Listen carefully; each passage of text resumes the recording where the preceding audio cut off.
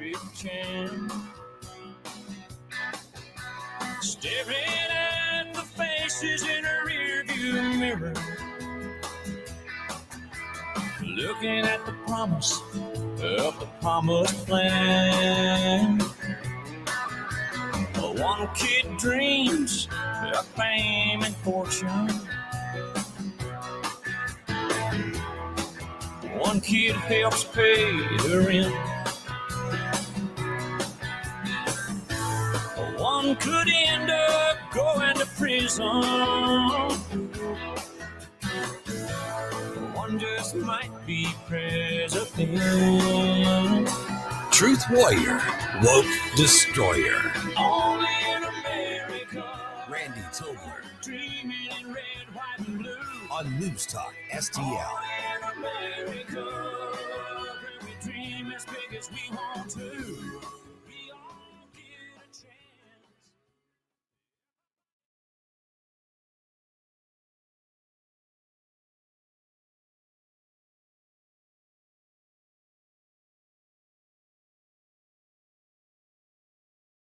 I'm Randy Tobler. There is producer Jerome, and we are the Tobler Show. Glad to be with you. So glad you're with us. And I'm telling you, that was something else. And perhaps yesterday, on top of what happened Thursday, may have told the story of why presidential elections are so important, why the judges that they nominate and are eventually confirmed by a complicit and aligned Senate are so important. As we had some rulings yesterday, one of which was absolutely stunning, earth-shattering. And, I think Tim Jones, and I think Zack Smith, and I think Virginia Kruta and Richard Lyons, and everyone who joins us on the program today will concur. They will have a concurring opinion. Well, we'll have to see. And they will be joining us. And so are you. 314-912-1019. Thanks for being here. Thanks, everyone that was out at the great event the other night. I got stuck with a patient and I couldn't make it. I was so bummed, but I got a recap from producer Jerome, who was there. Got a recap from many who were there. In fact, I had a couple patients tell me about it, and we're in the crowd. Jerome, it was a spectacular event on Tuesday, I hear. Oh, both Tuesday and the watch party on Thursday. I made it out to both. Oh, yeah, that too. It was amazing to meet so many friends and fans of the Dr. Randy Tobler Show and News Talk St. Louis. It felt... I was not expecting so many people to show up to the Phony Bone event. Zack Smith was there. It was a huge privilege to actually get to meet him. I got a signed copy of his book, so I was ecstatic about that. They did a nice Q&A panel, and then the watch party that was at Johnny's Hideout that place was so packed you could barely move. I got to meet a lot of our longtime listeners and got some photos with them that I'll be posting on Twitter. It was just a phenomenal time, and hey, 67-33, baby.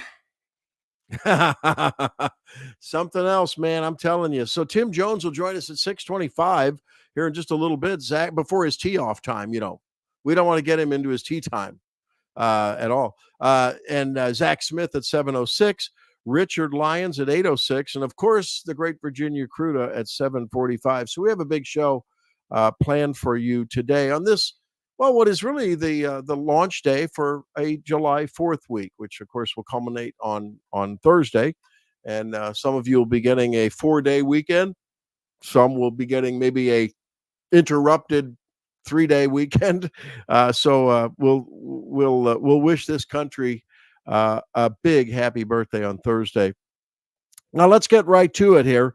On Thursday evening, I think what the right has been saying over and over and over again, and I mean, maybe I should say just people that are right have been saying, is that we're watching a man deteriorate cognitively, accelerating pace before our eyes. That is Joe Biden. It's sad to see on the one hand. It makes you angry on the other hand that he and his people didn't realize that a little bit earlier and do the gracious thing, the dignified thing.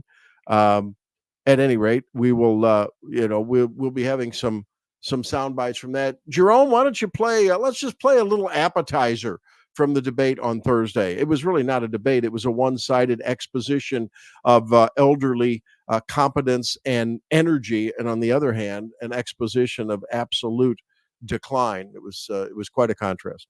I didn't have sex with a porn star, number one. You can see he is 6'5" and only 223 pounds. He can't hit a ball 50 yards. You have the morals of an alley cat. We knock on wood wherever we may have wood. You're the sucker. You're the loser. He's become like a Palestinian, but they don't like him because he's a very bad Palestinian. We finally beat Medicare. Well, he's right. He did beat Medicare. He beat it to death. Look, I'd be happy to have a driving contest with him.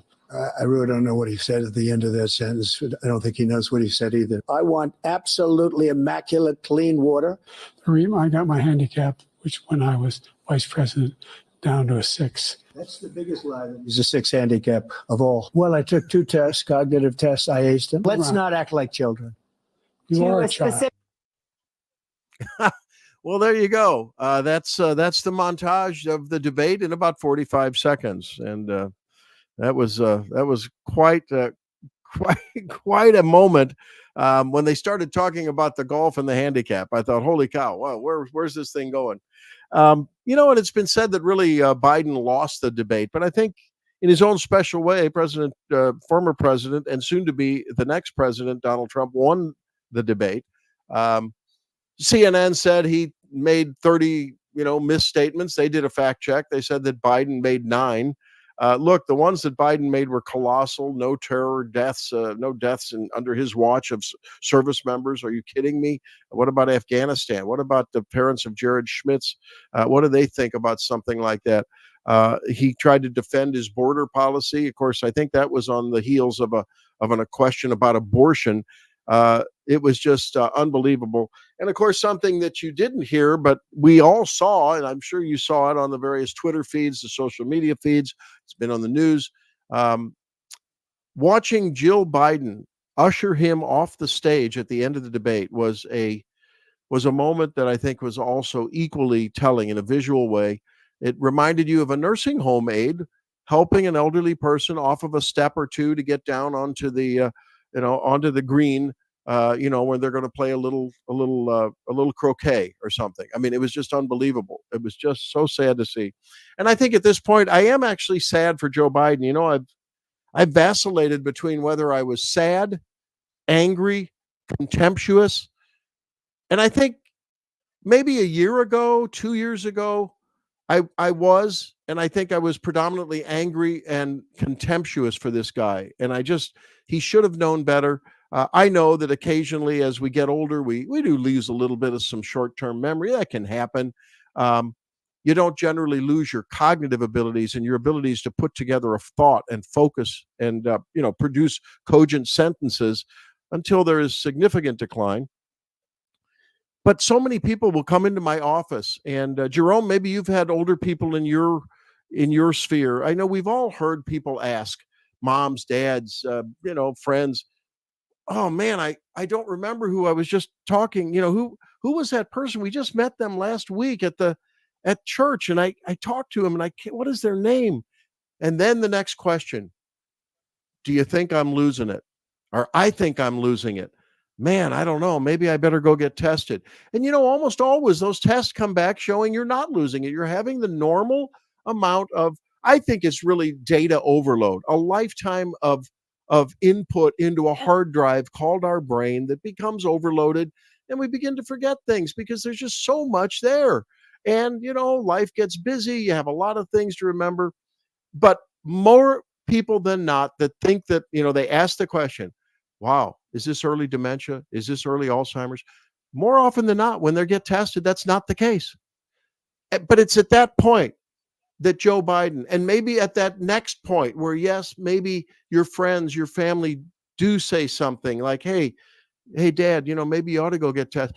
That's when you still have your faculties. And for Joe Biden to have passed that point of no return, not made the right decision, and not backed down with grace and dignity and walked off into the sunset, having accomplished the things that he said he needed to do with the legacy of the chips and the Rescue Act and the infrastructure and on and on.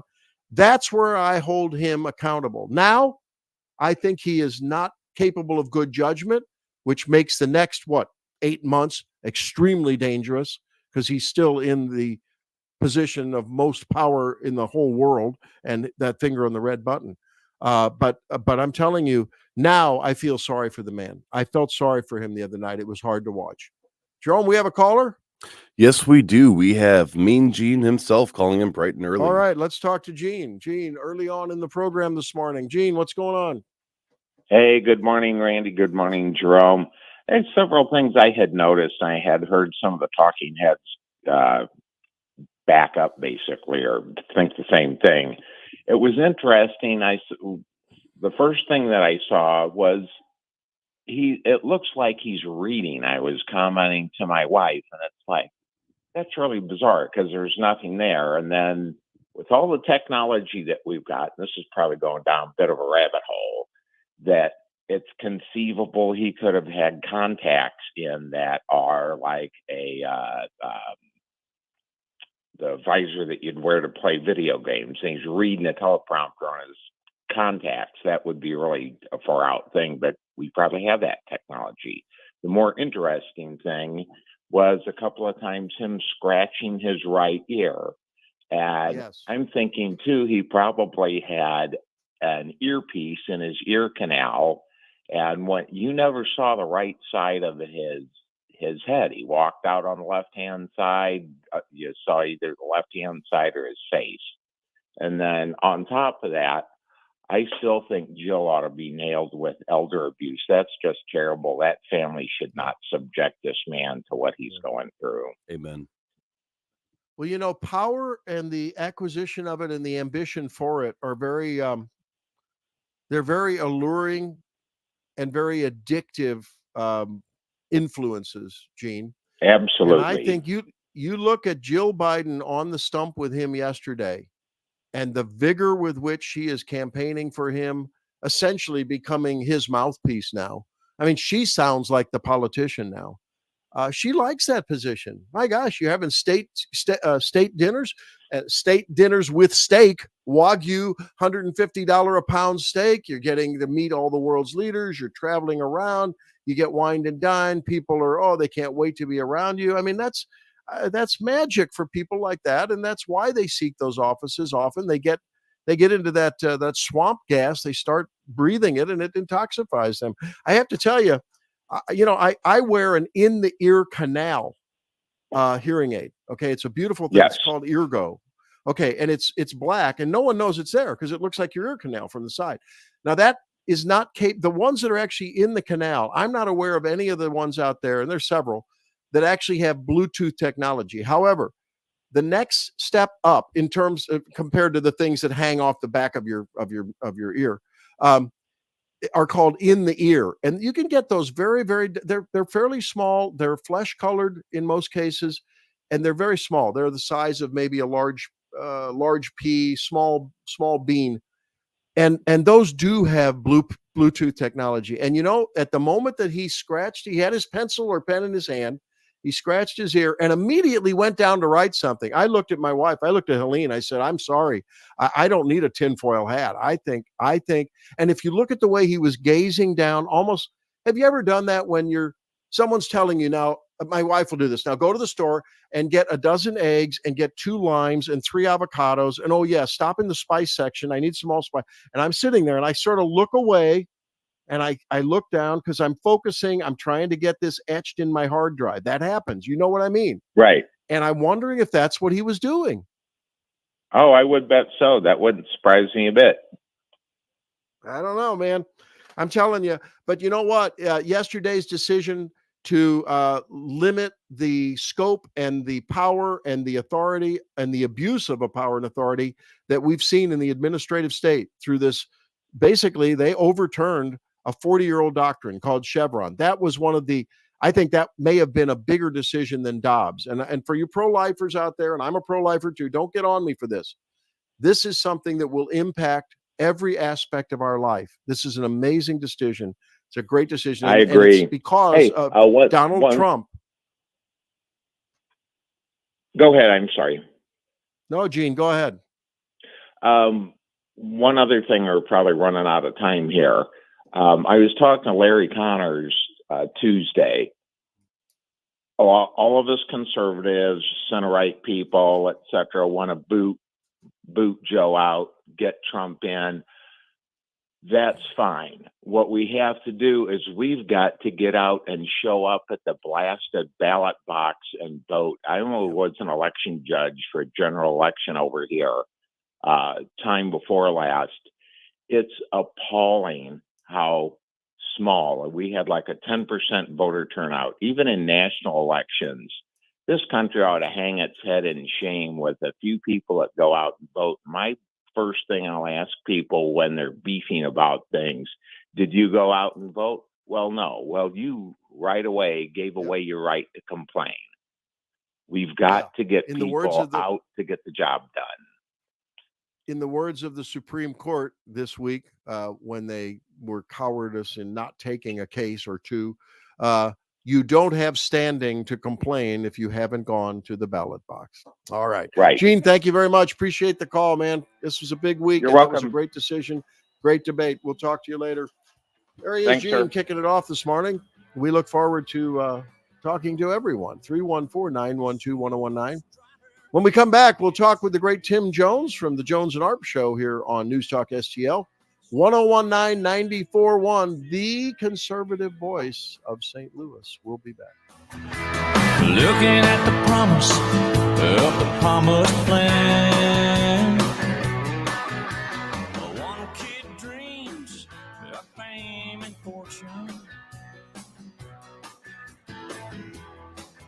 One kid helps pay the rent. What happens next? Well, what are you talking about? The only person on the stage is a convicted felon is the man I'm looking at right now. That's why you had no terror at all during my administration. Everything we have to do with, look, if we finally beat Medicare. Happens right here. He's right. He did beat Medicare. He beat it to death, and he's destroying Medicare. America Decides 2024. I've never seen anybody lie like this guy. I've never heard so much foolishness. My retribution is going to be a success. News Talk STL. You know, a lot of times it's easy to get cynical and lose hope in America. If you want to have hope and feel good about people doing things because they care, because they want to be the very best that they can be for you when they are serving you, visit my friends at Advanced Dentistry of St. Charles. You know, you get a great feeling from the minute you walk in the door. I've done this for years. I look forward to going there. From the minute you walk in the door to the minute you walk out, it's a great experience. And you walk out knowing that A, the diagnostics have been done to take care of everything in and around your mouth, looking at your gums, your teeth, and making sure that everything's good. B, it is treated with care as though they were treating their own family. And that's the way Dr. Daniel Cusimano and Dr. Megan Dwyer do business. And by the way, all of the great people that work there. It is just it's an experience in confidence in the dental experience. So whether it's regular, general dentistry, whether it's cosmetic dentistry, maybe you need some Botox or dermal fillers. They're doing that. Botox to help with your TMJ and the grinding and the pain and the headaches and everything that comes. Whether it's dental implants, wow. And of course, they have a great new machine that can pop out some service like that crown activity right away. Same day. Hey, you know where to go if you need dental care. It's Advanced Dentistry of St. Charles, and they'll take such good care of you. I hope you'll see them. Take good care of those teeth. 636-978-0226, 636-978-0226, advanceddentistrynow.com. Tim Jones here. I'm with Eric from Newsteaders, Newsteaders Fine Jewelers. Eric, Newsteaders has been around since 1961. Tell us the story. Well, Richard started this 62 years ago, and we've stayed a local family-owned store since then. We've actually got 3 generations of Newsteaders working in the store. Richard, his wife, his daughter, and his granddaughter, and we all love what we do. We're kind of a St. Louis family tradition, and we do a lot of unique and one-of-a-kind custom pieces, as well as repairs. There's basically nothing that we can't do, and all of our work is done on site, so you can feel secure knowing that your jewelry never leaves, which is unusual now. And we can computer generate images of custom pieces if you want to go custom. We can take that old jewelry that you're not wearing, and we can turn that into something new that you absolutely love. Newsteaders, a St. Louis jewelry tradition since 1961. Stop by and find out why. 2961 Daughtery Ferry Road, or on the internet, wowdiamonds.com for Newsteaders Fine Jewelers. Hey, Columbo here for the great cleaning pros at Zero Res. Summertime in St. Louis means barbecues, graduation parties, and spending time with friends and family. And Zero Res knows how important it is to have your home as clean and healthy as possible for your loved ones. So they have an amazing summer offer for you. Book a cleaning in July and mention the Columbo special, and you'll get 3 rooms of carpet cleaned starting at just $129 and a 4th room free. Just mention the Columbo special when you call 314-474-2020 or when you book online at ZeroResSTL.com. Now you can fly anywhere in the world and pay discount prices on your airline tickets. Book a flight today to London, Paris, Madrid, or anywhere else you want to go and pay a lot less guaranteed. Call the International Travel Department right now at Low Cost Airlines. 800-515-2397. 800-515-2397. That's 800-515-2397. This hour of the Randy Tobler Show is brought to you by the ClearPath Wealth Management Group at Stifel. Request a free portfolio review at clearpathinvesting.com. Thank God for the daylight. I spent a long time in the dark, felt good saying goodbye. Waking up to a brand new heart. And if you're sleeping like I used to be, in a grave that holds you tight, there's a savior calling, promising a brand new life. He's saying, wake up, sleep. Randy Tobler, Truth Warrior, Woke Destroyer on News Talk STL. Watch us on our live stream using Rumble, Facebook, and Twitter. This is News Talk STL. Welcome back into the program. Tim Jones joins us now. You hear him every afternoon along with Chris Arps on the News Talk STL Leviathan, the great station, the magnanimous truth of the metro area, and that is Tim Jones. He joins us now. Tim, first question. If you were on the stage talking golf with Donald Trump and Joe Biden, you'd probably be able to brag that you're a scratch golfer or better. No handicap for you, right? I'm not sure I could go so far and tell such a big whopper, but Joe Biden sure did the other night on many other subjects. Randy, I don't know if you saw this last night, because it was late last night. Newsmax reporting, first of all, Randy, if you heard a giant splashing sound last night, this is what that was.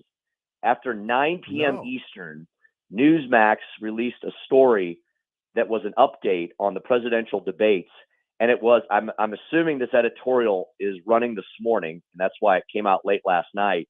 The New York Times editorial board, Randy, the comms department, the auxiliary comms department of the National Democratic Party, because that's all they are these days, has officially thrown Joe Biden overboard, Randy. They said it's time to move on. I never thought I would ever see any type of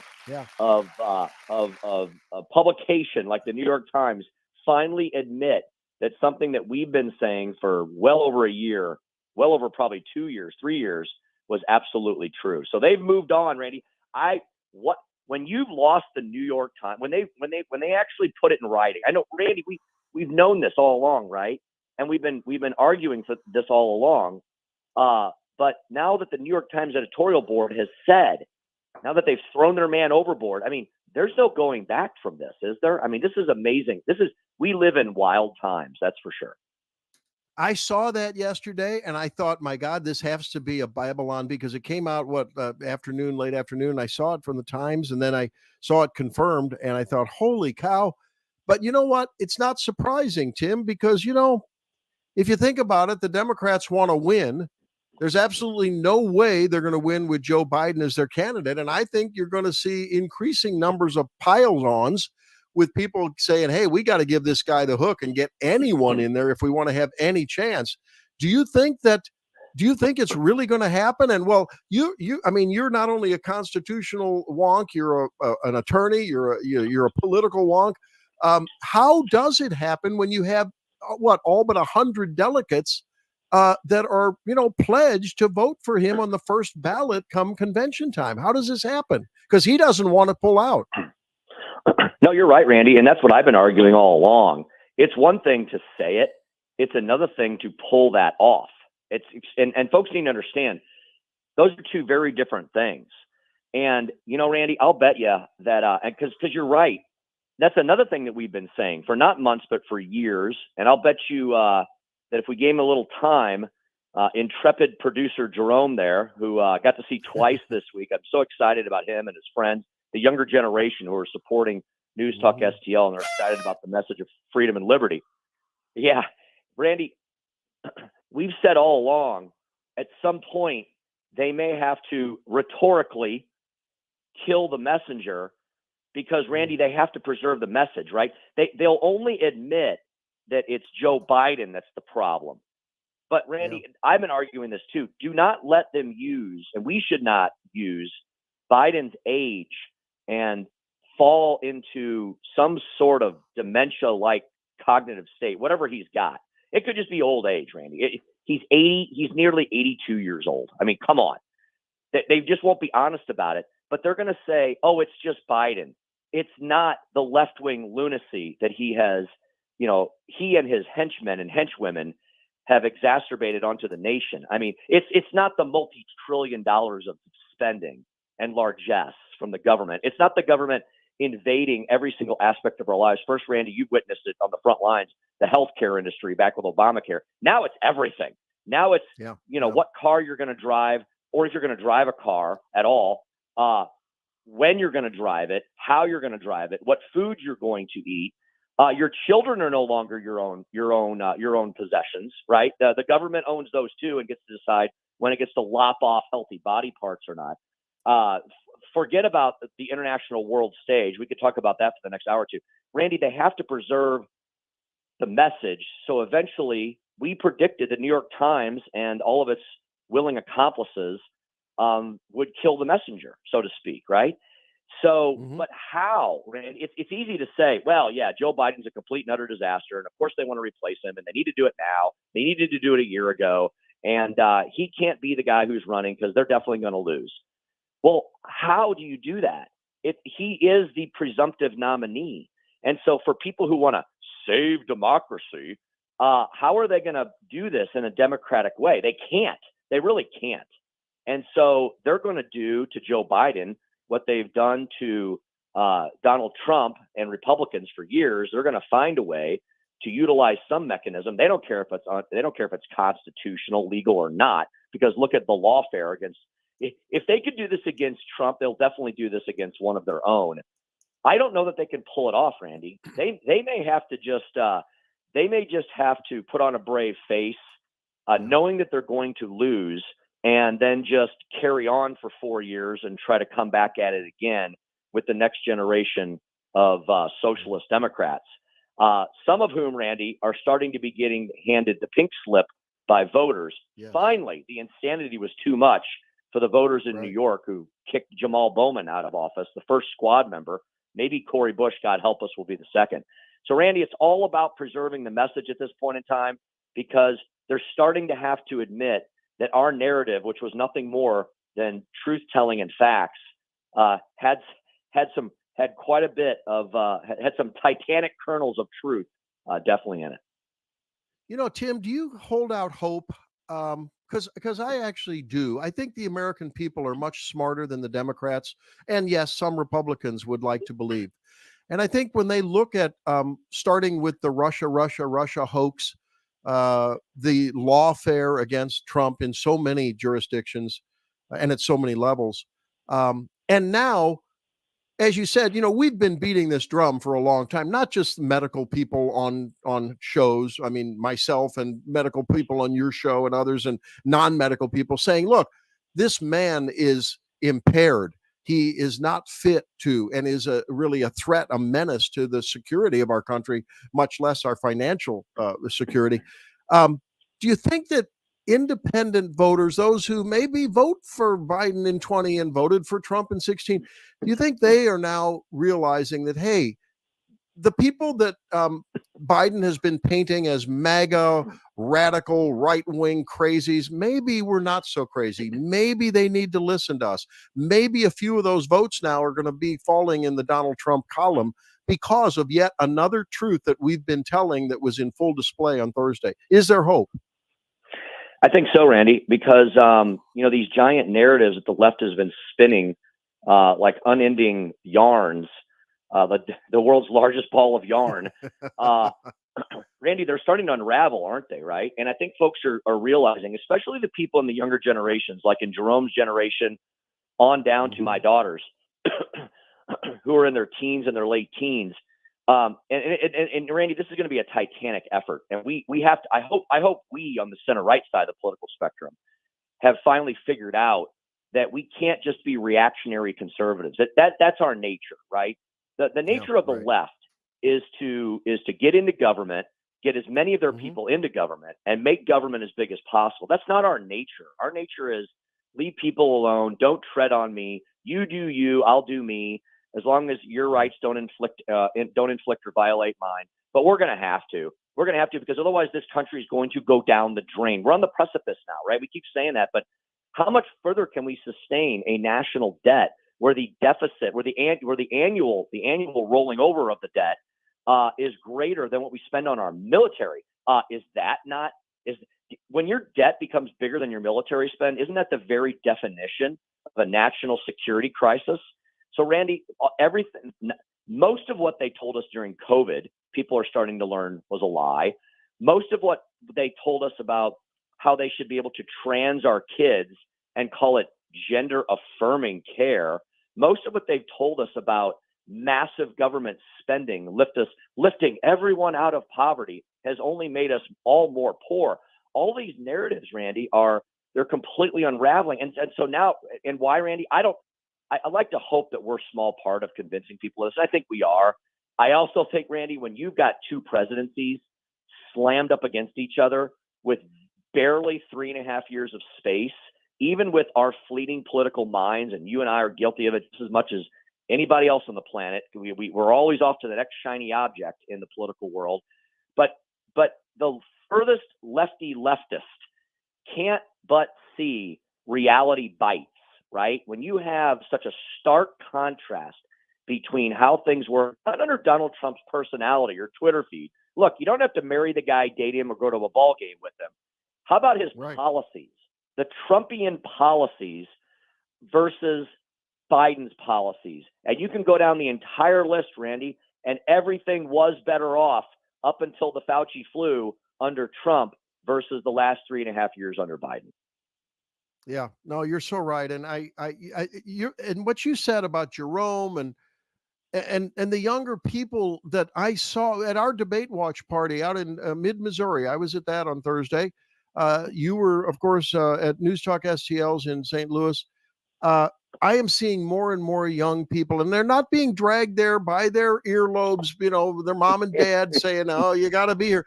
I mean, they're independently realizing that the party that traditionally has had a lot of youth in its pocket, making promises, and even recently trying to buy their vote with the student loan debt, the unconstitutional loan debt forgiveness.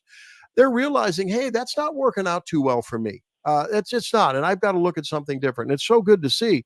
And you're right. I mean, we've got to continue though to focus on the damage, the existential damage that the Democrat Party, no matter whether it's been Barack Obama or Joe Biden, has done. And we've got to continue to fight that good fight. I tell you, man. And then it came to fruition on Friday. I mean, to me, one of the biggest stories of the year is overturning Chevron. I mean, talk about finally putting the throttle on the administrative state. That was, as you like to say, huge, right?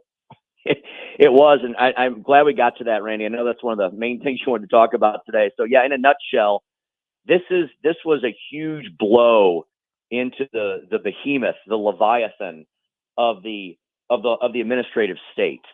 So the administrative state's not dead, trust me, and they will recoil, react, and strike. The empire will strike back on this, but this was a huge blow to the administrative state. There have been a series of cases working their way up through the federal judiciary system for years, if not decades now. And I was so excited when Justice Neil Gorsuch was being confirmed, because I knew that if a case got before the Supreme Court, he would be the one. He would be the one who would throw the javelin that would pierce the side, that would sink this thing.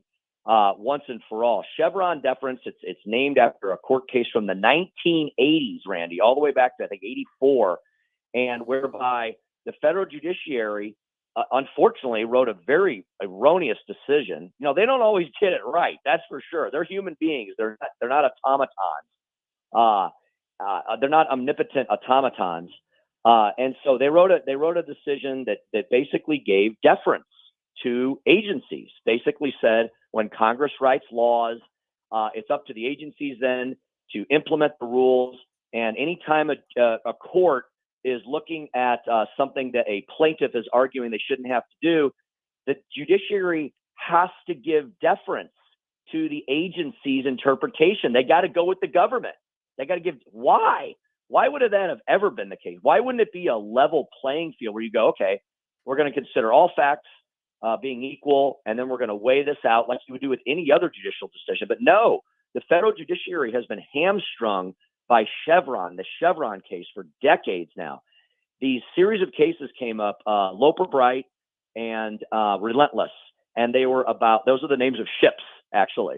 And it was about the fact that the federal government was forcing all these new administrative regulations on these poor blue-collar fishermen up in New England, the East Coast. Apparently, there's still some sane people on the East Coast. I spent 10 years there. There's good, hardworking blue-collar folks. These commercial fishermen, Randy, simple small business owners, they were being forced to have all these federal monitors and bureaucrats literally on their boats, and they'd have to pay for all that and all the administration that went along with that. Oh my goodness, talk about a bridge too far. How ridiculous for a bunch of guys who were just trying to catch cod and shrimp, you know? And so those cases went all the way through the system. They went all the way to Supreme Court. And yesterday, in what I'm pretty sure was, of course, a 6-3 decision, the Chevron doctrine was struck down. Huge blow to the gargantuan, overly obese administrative state. It couldn't have come at a better time. This is what the judiciary is supposed to do. Provide a check on, even when there's good bills in government, government is always in need of monitoring and reform. And the Chevron doctrine had just gotten completely out of hand. Yeah, it was great to see. And that on top of the SEC now having to, you know, if the SEC chomps down on you, and you don't like the administrative ruling, you can actually go to court now. You can actually demand a jury trial. So we, the people, are taking back the power. That's the theme of this week. And I think, Donald Trump's populist message resonates just within that. And it just keeps echoing brilliantly. And it's great to see. Tim, I know you got to get to a tea time. Hopefully you'll be able to beat Sleepy Joe Biden's handicap today. We hope that you can do that. And I'm sure he made that up too. I'm sure he made that one up too. Randy, I'm going to have the greatest game ever today. It'll be the greatest. It'll be the best ever. That's what I'm going to do. All right. Hey, thanks for being with me, brother. I love Thank you, Randy. Thank you, Jerome. Have a good day, gentlemen. Continue to have a great show. All right. Thank you. Take care.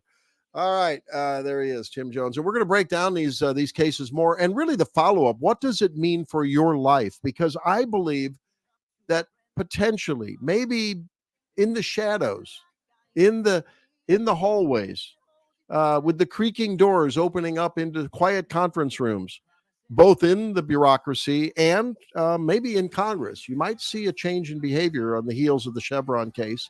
But we'll see what Zack Smith has to say. He'll be with us at 7:05. So we'll talk with him then. When we come back, we'll have a little fun. I wanted to talk about we'll take a little different tack.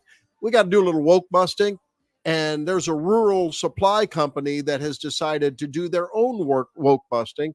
We're going to celebrate them after this. Stay tuned for more on News Talk STL 1019 94.1. We'll be back. Yeah, we all feel that way. So if you see somebody sleeping like the way you used to be, tell them about the Savior and a little thing called free. Go ahead and say, wake up, sleeper, open your eyes. Oh, sinner, arise. Leave your past at the door. News Talk STL. First thing in the morning and pretty much all day. Live and local. 1019 and 94.1. News Talk STL. Severs JCB is where you need to go for the industry's best compact track loaders, featuring the iconic single-arm JCB power boom and side door entry. JCB compact track loaders are stronger and safer than conventional twin-arm machines, and they deliver the power and performance you need. For a limited time, get financing rates as low as 0.99% on new JCB compact track loaders, or take a generous cash incentive. Stop into your local Severs JCB or visit seversjcb.com. Hey, John, why so glum? I just got let go. The company's downsizing. This is the third time in the last 2 years. I'm done with this. Have you thought about My Computer Career? I've heard they can train you for a career in IT in just a few months, including cybersecurity and the basics of AI. And you don't need prior training or experience. Now that's a recession-resistant career. Wow, thanks. I'll check them out. Go to mycomputercareer.edu and take the free career evaluation. mycomputercareer.edu. Financial aid is available for qualified students, including the GI Bill. Are you having trouble hearing? Hearing loss can devastate the quality of your life. Now, there's an affordable fix for you or your loved one. Rated in the best hearing aids of 2024 by USA Today, Audion Hearing has the highest quality hearing aids at the lowest prices. Just $189. I actually like them better than my old $5,000 hearing aids. I could not believe how my hearing and life changed. Join over 500,000 happy customers by going to audionhearing.com. That's AUDIEN hearing.com. Hey, Tony Colombo here for Gutter Pros. When Christine and I bought our new house, we knew the gutters were an issue, and after meeting the Gutter Pros team, we knew that they were right for us. Gutter Pros is your all-in-one gutter service team that offers a variety of affordable solutions, and they even offer free estimates, so there's no cost to you to find out if they are right for your home, just like they were for ours. If you're having a problem with your gutters, contact the Gutter Pros now, because with Gutter Pros, water goes where they tell it to. Call them at 314-656-7195 or visit gutterpros.com. If the time has come to sell the house, you know you're empty nesters now, the kids are gone. Why do we need all these bedrooms? Yeah, selling the house may be a good idea. A better idea when you want to sell your house is to go to the Wallner Home Selling Team at Berkshire Hathaway. That's our great friends Rodney and Jen Wallner, who are so good at this, they sell 15 times more homes than your average realtor. So let them help you sell your house. Just go to Rodney and Jen Wallner. Right, Mike Ferguson? Oh, yeah, absolutely, Vic. As a matter of fact, the first time I talked to Rodney and Jen about this cabin project that my wife and I have, they looked at all the factors and said, if I were you, I'd wait. When was the last time you heard somebody in real estate say, wait, don't buy something right now? Well, he knew the market conditions were going to change, and they did to our favor, but that shows how good they are at this and how honest and ethical Rodney and Jen Wallner are. That's why I won't work with anybody else. You shouldn't either. Give them a call today, 314-810-SOLD. This hour, The Randy Tobler Show, is brought to you by the ClearPath Wealth Management Group at Stifel. Request a free portfolio review at clearpathinvesting.com.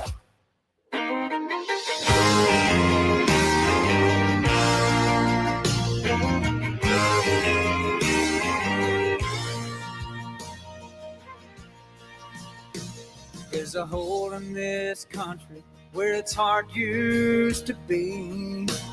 No glory is divided on fire in the street. They say building back better, make America great.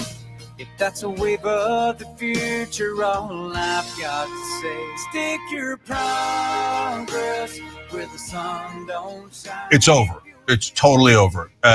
Joe Biden didn't pick up a single voter there. He lost millions of votes there. He looked ancient. He sounded ancient. Nobody was even listening to what he was saying, even when he was in the middle of losing his train of thought. And you're like, no!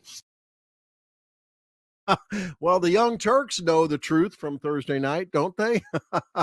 Welcome back into the Tobler Show on News Talk STL. Hey, I got to tell you, gang, I am getting excited, trying to throttle back the excitement. We don't want to get swagger. We don't want to spike the ball. We're not in the end zone yet.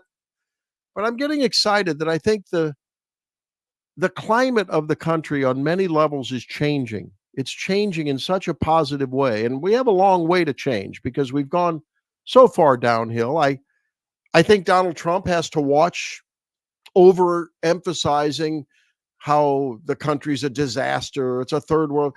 We're not there yet. We're on the precipice of it, no doubt.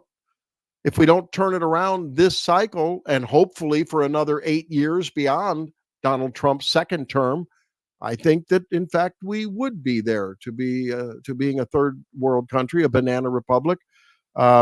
Certainly, we're largely socialist in many of our major domains, whether it's education, healthcare, certainly. But culture, as Andrew Breitbart said, and it is so true, culture is always upstream from politics. And I think that as we saw our culture slide towards this moral relativism, there is no right, there is no wrong. My right is my right. My truth is my truth. Your truth is your truth. And I think we're beginning to realize now that, your right not to be offended stops right where my First Amendment right begins. And that's much earlier on than it's been for so long. I would just like to put a quick note there. So there is no right to being offended. And I think that that's something that the left needs to figure out somehow, because you can be offended and that is your right, but there is no right to not be offended. That's offense right. is taken, it's not given. You can say whatever you want to say about me, and I might think you're kind of rude for it, but like I can choose not to be offended by things. That's right. And it's as though they found some cryptic inscription in the Constitution that, like they took some lemon juice and flamed it and like, oh, it came out like on some, Like national treasure, yeah, kind of thing.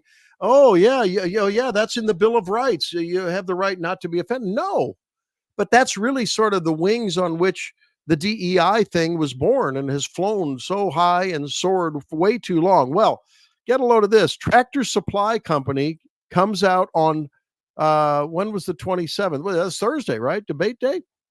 Is that Yes, right? sir. Yeah, I think so. Tractor Supply, after they lost $2 billion because they came out full-throated in terms of DEI a couple years ago.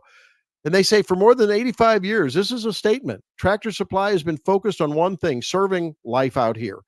Every day, our 50,000 team members take care of our customers, blah, blah, blah, blah, blah. We work hard to live up to our mission and values every day and represent the values of our communities and the customers we serve. We have heard from customers that we have disappointed them, they write. We have taken this feedback to heart. Going forward, Tractor Supply says, we will ensure our activities and giving tie directly to our business. This means we will, 1, no longer submit data to the Human Rights Campaign. Check. Number 2, refocus our team member engagement groups on mentoring, networking, and supporting the business. Check. In other words, not distracting them with DEI seminars.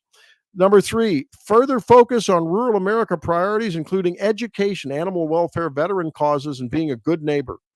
And stop sponsoring non-business activities like pride festivals and voting campaigns.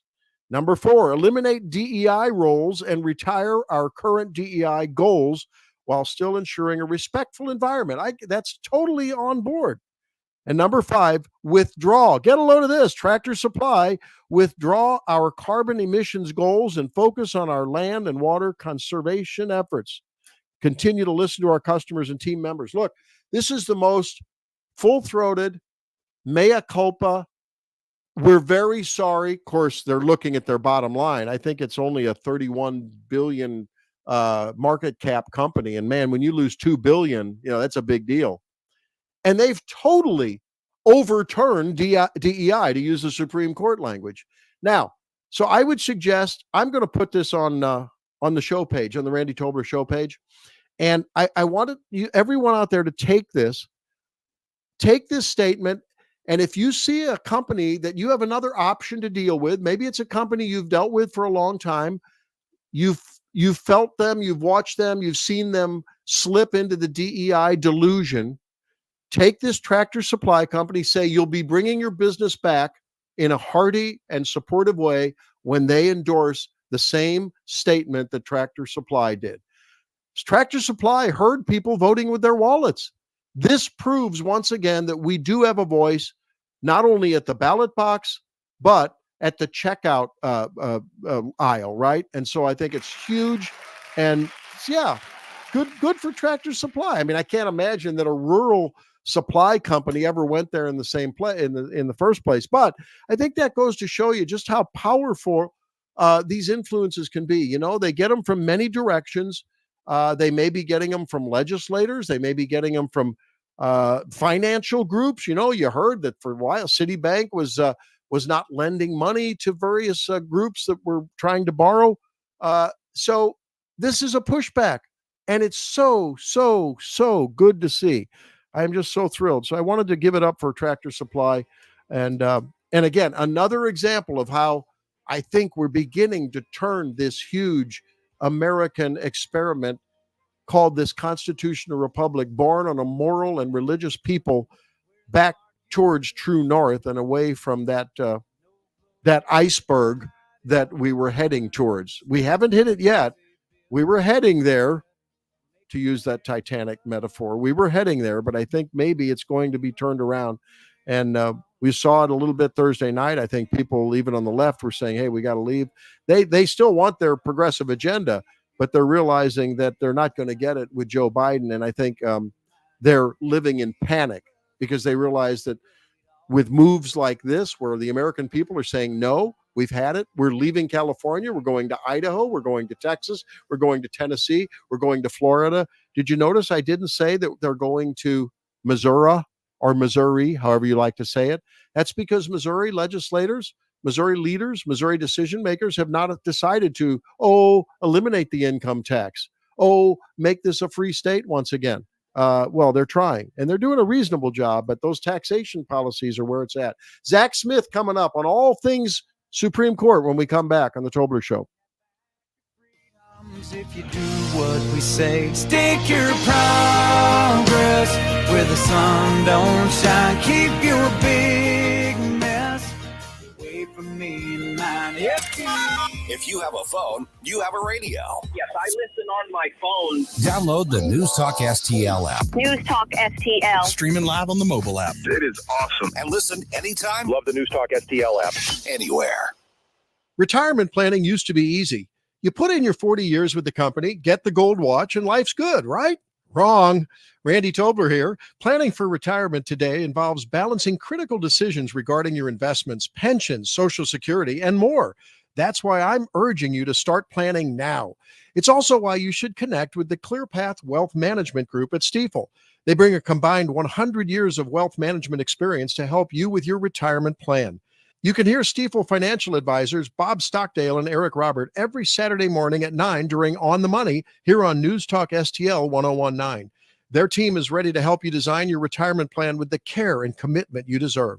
Request your complimentary retirement plan consultation today at clearpathinvesting.com or call 636-695-2650. That's clearpathinvesting.com or 636-695-2650.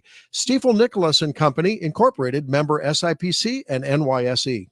Dreaming of upgrading your outdoor space? STL Fenceworks is the choice for you. Our skilled craftsmen build custom fences from modern vinyl to classic ornamental, fitting your style and budget. Elevate your outdoor living with low-maintenance decks designed to relax and entertain. We choose only top-quality American-made materials, ensuring your project is built to last. Your satisfaction is our passion. With over 50 years of experience, custom designs, and exceptional customer service, visit stlfenceworks.com today. Larry Connors, USA. Hunter Biden and his artwork. Excuse me, Hunter. Apparently you're afraid of my words. What a coward. The art gallerist apparently claimed that one of Hunter's financial backers purchased most of his paintings for $875,000. What's this? Oh, it's a scribble, but really it's a man walking into his future and seeing his past at the same time. You're the epitome of white privilege. They were laundering money, and he had all of his friends coming forward to help him out. Larry Connors, weeknights at 6 on News Talk STL.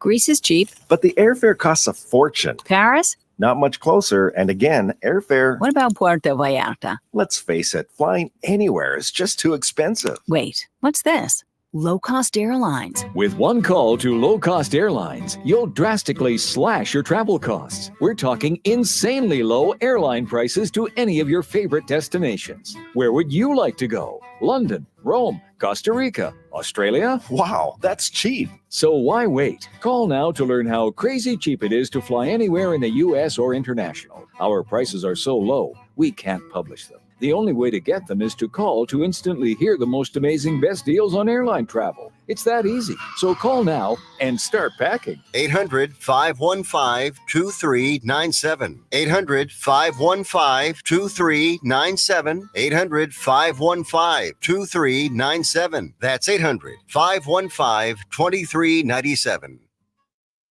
KLGY HD3 Clayton, K270BW Belfast, KNBS Bowling Green. This is News Talk STL. At Victory 101.9. against a man that really is looking to destroy our country. He's the worst. He's the most corrupt, the most incompetent president in the history of our country. Virginia Governor Glenn Youngkin joined the rally Friday, where a cheering crowd of thousands waved Trump banners in a farm field. Youngkin's been working to woo suburban voters into the GOP with hopes of bringing its 13 electoral votes into the Trump column. Fact checks were prevalent during and after the Biden-Trump debate, but not for real-time viewers. Those with an interest can find several exhaustive independent fact checks of claims made by Joe Biden and Donald Trump during their televised debate Thursday night. But there was nothing for the estimated 50 million people who watched the event in real time. That prompted some criticism of CNN and moderators Jake Tapper and Dana Bush. But CNN said ahead of time that it wanted its moderators to be questioners, not umpires, and pronounced itself satisfied with the network's performance on Friday. Ron Taylor reporting. Former White House Press Secretary Sean Spicer has produced a new documentary on the hardcore Trump fans who line up for days in some cases just to get a front row seat at his political rallies. When you see some of these guys getting to the 80th or 90th rally, and I'm like, oh my gosh, like, what is it that motivates you? But they really love what Trump is articulating. That's former White House Press Secretary Sean Spicer. He spoke this week about his new documentary, Trump's Front Row Joes, with the Salem Radio Network. More from townhall.com. Oh, summer is upon us and the weather is beautiful. Everyone has a favorite outdoor activity: golf, bike riding, bird watching, long walks. Ask 100 people and you'll get 100 answers. But if everyday aches and pains are keeping you on the sidelines, I have one answer: Relief Factor. Relief Factor is a 100% drug-free daily supplement that helps your body fight pain naturally. Developed by doctors, Relief Factor uses a unique formula of natural ingredients. It doesn't just mask pain. It helps reduce or even eliminate it. Wherever you're hurting, back, neck, joints, or muscles, in 3 weeks or less, you'll start to feel the difference all day, every day. So whatever you like to do, swimming, pickleball, hanging out in the garden, Relief Factor can help you feel good again and let you enjoy all your favorite outdoor activities all summer long. ReliefFactor.com, 1-800-4RELIEF, 1-800-473-5433. Fight pain naturally with Relief Factor.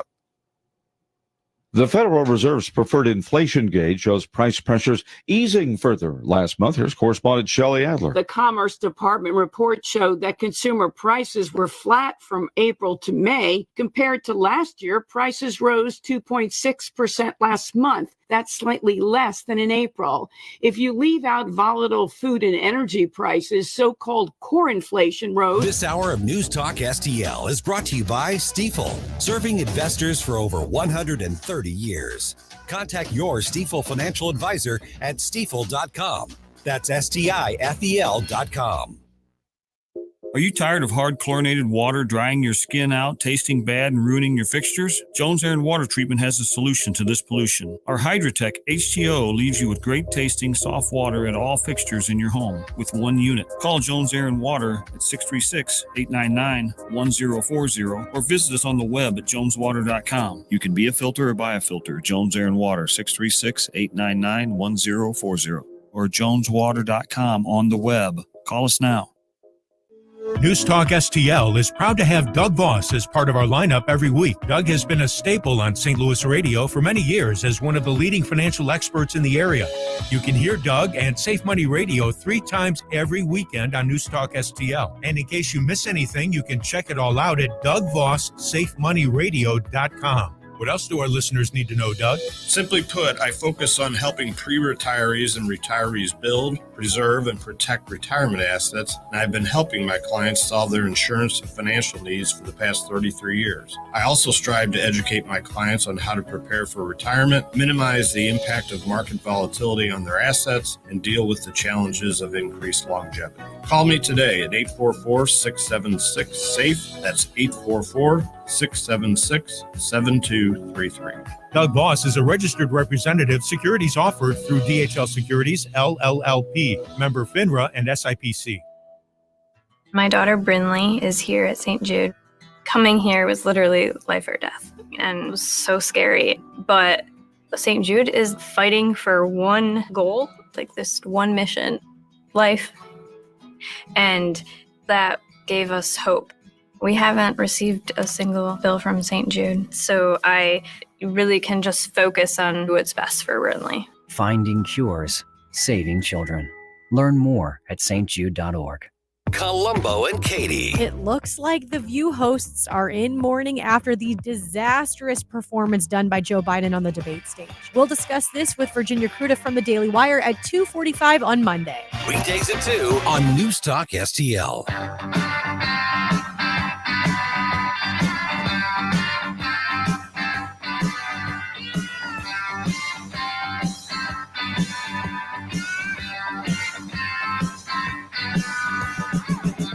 Randy Tobler, Truth Warrior, Woke Destroyer on News Talk STL. Watch us on our live stream using Rumble, Facebook, and Twitter. This is News Talk STL. Total initiative relative to what we're going to do with more Border Patrol and more asylum officers. President Trump? I really don't know what he said at the end of that sentence. I don't think he knows what he said either. Look. Well, that was probably the big uppercut knockout early on in the debate on Thursday night. And we're talking about that and the big week in the Supreme Court as well here on the Randy Tobler Show on News Talk STL this morning. And hot off of his, I would say this was the equivalent of a WWE event. I mean, this was an event of all events on Tuesday night. Zack Smith, along with Joel Griffith, headlining at the event the other night. And Zach, I don't know, man, but I heard so many accolades for you. Did they have to widen the doors at Heritage or at your home because of, all of the accolades you got? No, seriously, I heard so many great comments about your presentation the other night. Congratulations. Very kind. Well, thank you. I appreciate everyone hosting me. It was great to see everyone in person. And, had a great conversation and, of course, plenty to talk about, as always. Yeah. Okay, now, the debate was the debate. And I guess we're asking all of our guests today, just your overall impression of that and sort of in the context of America. And I guess if you can connect the dots before we get into some of the big decisions, yesterday's Chevron decision, I really want to focus on that. And just how critical the presidential choice that a person makes is to their life vis-a-vis the Supreme Court and federal judges for that matter. But it's a big deal, isn't it? I mean, there is a connection there. I don't know if people forget that sometimes. Yeah, absolutely. There is a huge connection. Don't forget, Donald Trump appointed 3 Supreme Court justices while he was in office, 3 constitutionally conservative, constitutionally committed justices. And of course, that's making a big, big difference. We saw it in the Dobbs decision that came down several terms ago. We're seeing it in decisions that are still coming down today. And I think it goes without saying, many of the decisions that we're seeing coming down are more faithful to the text, structure, and history of our Constitution than kind of the preferred policy preferences that we often saw left-leaning justices imposing prior to that. I mean, it's amazing how pivotal the appointments from the president and, of course, an aligned Senate anymore, because since Merrick Garland was denied his validation by the Senate with Mitch McConnell. Remember, I mean, how contentious that was. I mean, it's really become a politicized process, I think, and how critical it is that people ask those questions when they're looking at a presidential candidate, when if they have a chance to be on the stump and ask a question. It's very important because those really have lifelong impacts on how those judges will come down on our life. Okay, so let's get right to it. I maintain that the most underreported, but yet potentially most consequential story, I'm going to say of the year, was overturning Chevron yesterday. Now, that's from a guy who loathes the bureaucracy, just in general. I loathe the bureaucracy. So, what says Zack Smith? Am I overestimating the importance of that or not? No, you're absolutely not overestimating the importance of it. And I knew I liked you, Randy, because you are absolutely right to loathe the bureaucracy.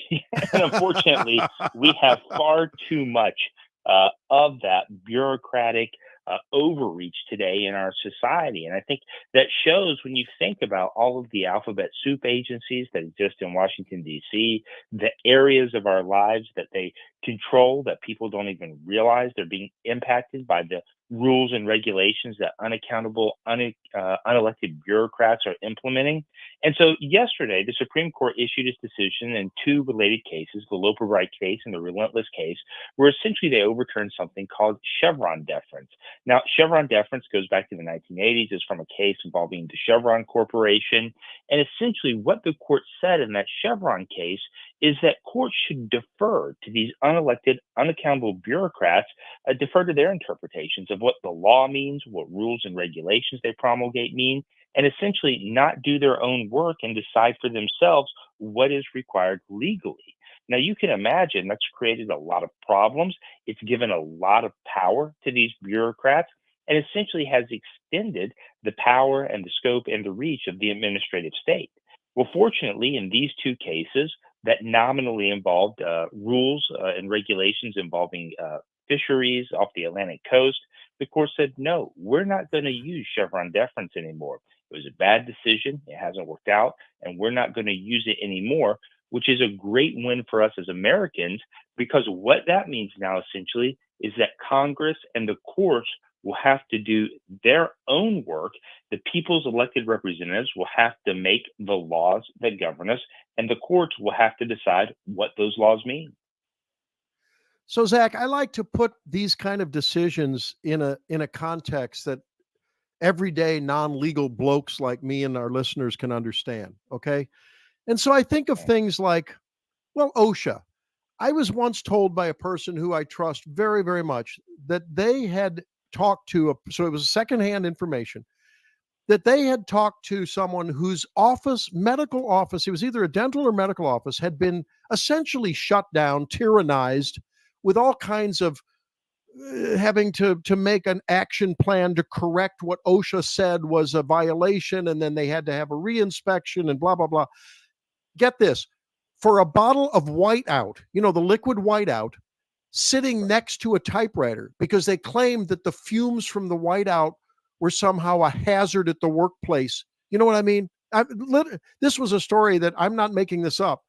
And I'm thinking this might be an instance, unless the statute says that was passed by Congress that you cannot have an open bottle of whiteout for 10 minutes sitting by your typewriter, that somehow based on some broader statute that maybe said, hey, we have to ensure that the fumes in the office are safe for workers, that maybe, I'm just theorizing here, that kind of a thing where OSHA may have really gone overboard. Clearly the intent is that you can't have a 55-gallon drum of toxic fume in a workplace open for 8 hours, right, in a closed space. I think we know reasonable regulation. Is that the kind of regulation that if a business would have challenged that yesterday, OSHA's word would have been the final word, and damn the reality of it, and now maybe that business owner could have a different outcome? I mean, is that the kind of thing we're talking about here? Yeah, absolutely. And look, that's a great example because it shows how ridiculous some of these agency determinations are. It shows the power that many of these agencies have essentially given themselves, the ability to control vast swaths of our economy, areas of our lives many people don't think about.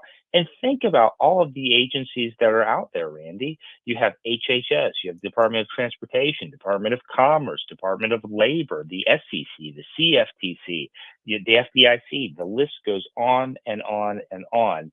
And so this is going to impact that bureaucratic power. It's going to impact the administrative state. And keep in mind as well, there are other decisions the court has issued this term and last term that are also working to roll back that administrative state and restore the proper balance between the different branches of our government. Just earlier this term, just recently as well, the Supreme Court released another decision, the Jarchese decision, that essentially said in certain instances, this related to the SEC, but other agencies would fall within this as well, that these administrative agencies can't use their own in-house tribunals to impose civil penalties that at common law and frankly that the Constitution requires that jury trials should be had for those types of fines and penalties instead. And so that also was another major blow to the power of these unelected, unaccountable bureaucrats and the influence they wield in many instances. Okay, Professor Smith, you just gave me the answer to the question that I was going to try to propose as one of my exams on this midterm quiz, because you read my mind. I mean, the way I'm reading it, Zach, and we're talking with Zack Smith, of course, he's a Heritage Legal Fellow and author of Rogue Prosecutors, How Radical Soros Lawyers Are Destroying America's Communities. I understand you brought a few books with you and you didn't have enough. You were sold out on Tuesday. Yeah. Well, there you go. That's good to see. People need to read this because I appreciate this it. is another, well, you're highlighting of this. And I think America's anger over aggressive prosecutors. Yeah. We want the guy who shoots the bodega owner. Yeah. We want him prosecuted to the fullest extent of the law, but Donald Trump for an accounting error. Hello. I mean, I think most Americans are getting the clue, and you're really filling in the blank here for where we don't know how this came to be. Well, that's what this book does. So what I'm thinking, Zach, is my take from the SEC thing, the SEC decision, and the Chevron thing is, up till now, up till this past week, essentially the theme for Americans who felt like their government was not responsive to them, but instead they were now on the leash of the government. And these bureaucrats and the agencies were the judge, the jury, oh, by the way, the appeals court, and oh, by the way, the executioner, right? I mean, there was really no redress. That's been sort of turned around, right? I mean, to me, that is absolutely huge. This is major. And isn't it interesting? You're not seeing a lot of reporting on it, except from more conservative outlets. You don't see a lot on the left-wing media. Well, it's kind of interesting to me, Randy. If you listen to a lot of folks on the left, and if you listen to the mainstream media, they are decrying, potential return of Donald Trump to the presidency, saying he's going to wield vast influence, vast power, will essentially implement, according to them, autocratic regime. And yet they're not applauding these decisions that lessen executive power, that would make it much more difficult for Donald Trump or any president to unilaterally impose his or her own will.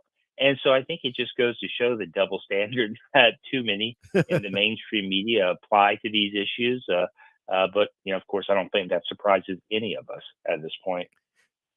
Now, I know you're the host of SCOTUS 101, the podcast through Heritage. I listen to that every week. It usually comes out on Friday, doesn't it? It does, but we actually delayed. We're going to publish our next episode on Monday. And the reason we're going to publish on Monday is ordinarily the Supreme Court finishes its term by the end of June. So ordinarily it would have finished its term yesterday on Friday. But the Supreme Court announced they're going to spill over into next week. They're going to release decisions on Monday, which is somewhat unusual for them to spill over into July. And there are still several big outstanding cases. We're going to get on Monday the net choice cases involving the social media laws out of Texas and Florida, deciding whether states can regulate and require social media platforms like Facebook, Twitter, and others to not deplatform individuals based on their political views or certain statements that they make. We're also going to get another very important administrative law case called the Corner Post case, deciding when a claim against certain agencies can accrue, when you can bring lawsuit against them.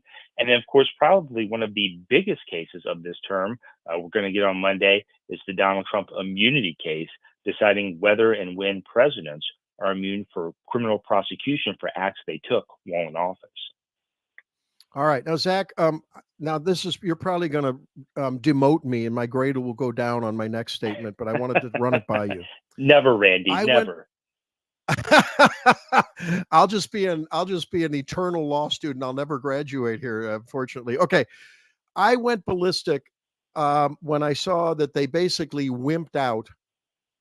I actually think I called Amy Coney Barrett a coward. I shouldn't have done that. Maybe that was a little overboard, but I think they wimped out on the Missouri versus Biden case and the social media, the collusion to basically censor America's free speech in the town hall, which have become our social media. But I think sometimes I'm getting the impression that sometimes when the potato's too hot and they don't want to handle it, they just go back to this. Oh, you don't have standing. You don't have standing.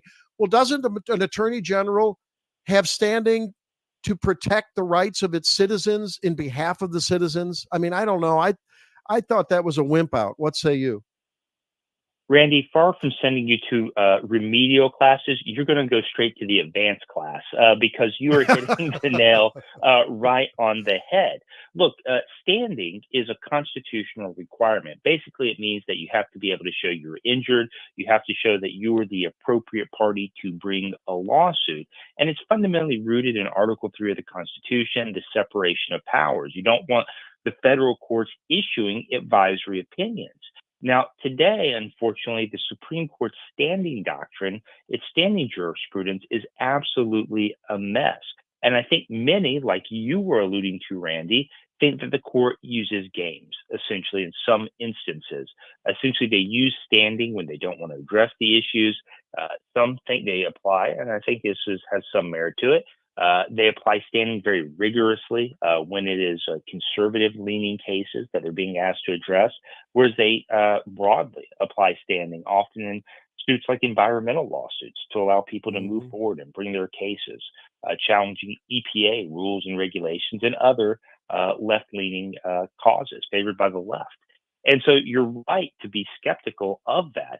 Now, I think it was unfortunate, the decision that was reached in this, the caption currently is Murphy versus Missouri in that social media case.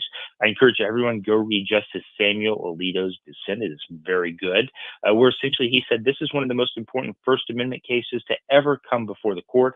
And unfortunately, the court passed the buck and didn't address the issue. And of course, I think all of us as Americans should be deeply, deeply troubled at the conduct of the Biden administration and others, where essentially they try to pressure social media companies to censor speech that they just didn't like. That's the core purpose of the First Amendment, is to allow citizens to speak freely without the coercion or influence of government officials.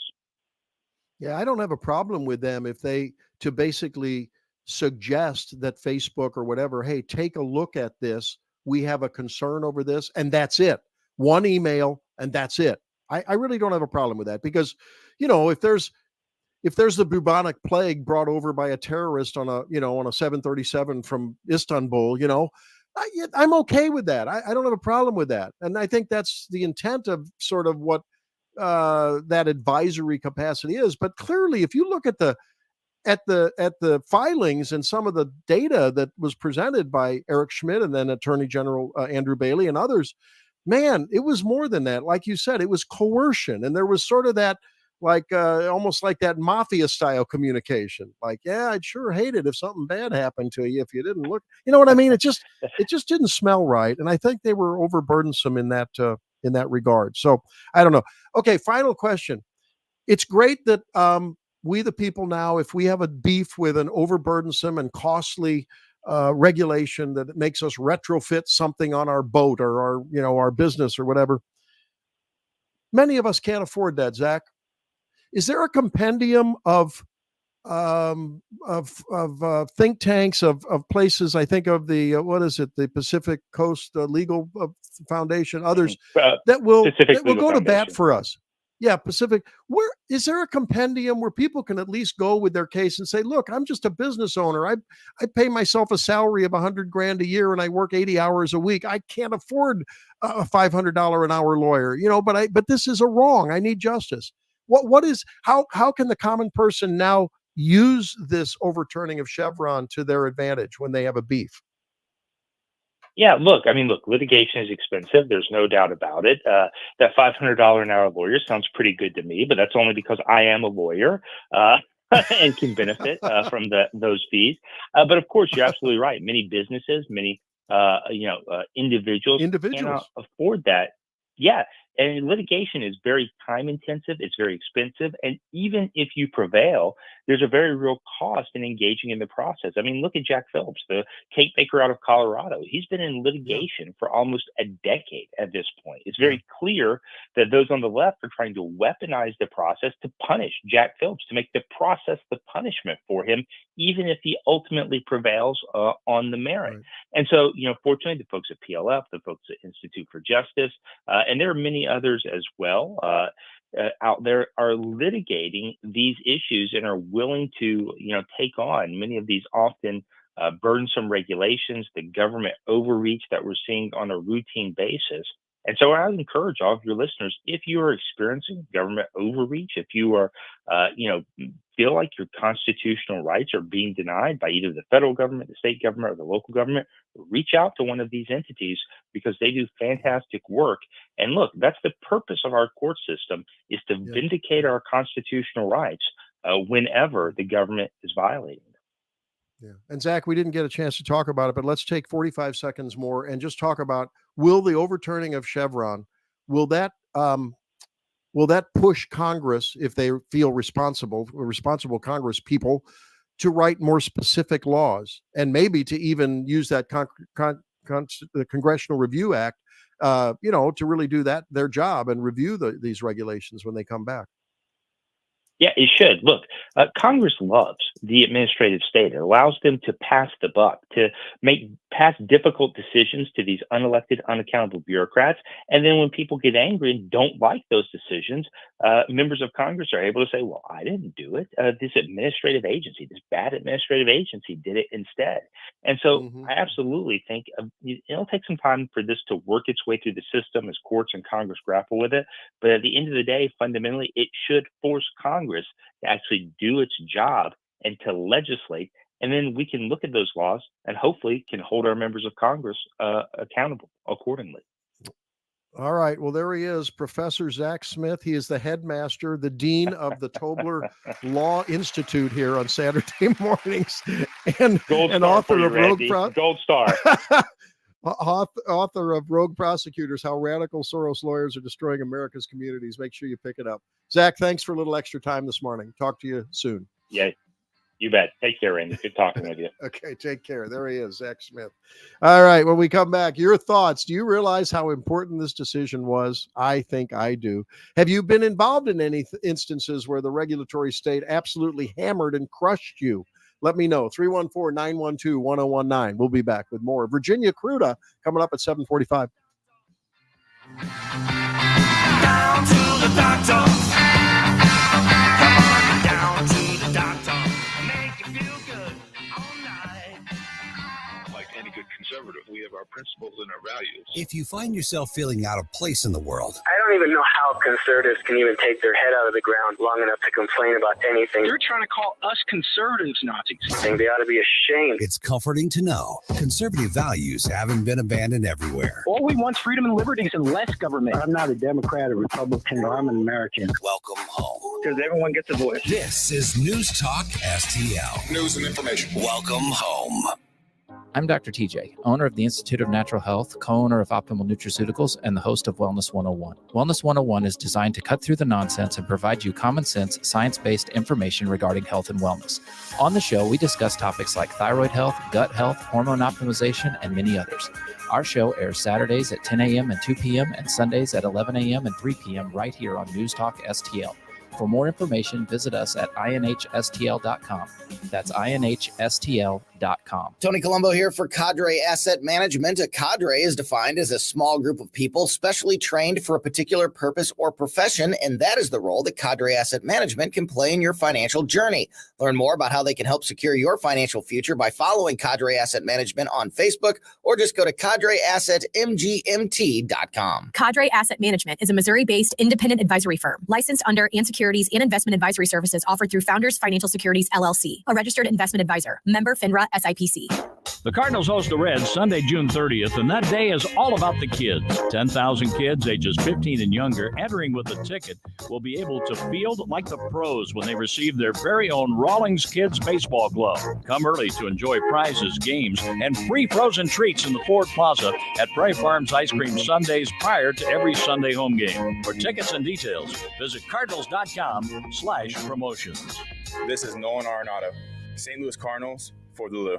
L is for Let's, G is for Go, C is for Cardinals. Celebrate the ABCs the Cardinals way at Busch Stadium on Sunday, June 30th. It's Sesame Street Day at the ballpark with something for fans of all ages. With the purchase of a team ticket, fans can select either a Cookie Monster bobblehead or an Oscar the Grouch plush. Wearing Cards jerseys, of course. That's Sunday, June 30th, Sesame Street Day at the ballpark. For details or tickets, visit cardinals.com/theme. This is Brendan Donovan, St. Louis Cardinals for the Lou. How would you like to go on a 5-star vacation for just $99? We're talking about the quality of a Westgate resort for $99. Not for one night, but for 3 fantastic nights at one of their luxurious destinations across the United States. And you'll even get a free $100 Visa gift card just for making a reservation. We've got some of the choicest destinations that you'll love in the United States that you can choose from for just $99 for a 3-night stay. Take your family, take a special loved one, but get away. Go on vacation with Westgate Resorts. Call now to make a reservation for just $99, and you get a free $100 Visa gift card. Call Westgate right now and book your vacation. Here's the number: 800-407-9204. 800-407-9204. 800-407-9204. That's 800-407-9204. This hour, The Randy Tobler Show, is brought to you by the ClearPath Wealth Management Group at Stifel. Request a free portfolio review at clearpathinvesting.com.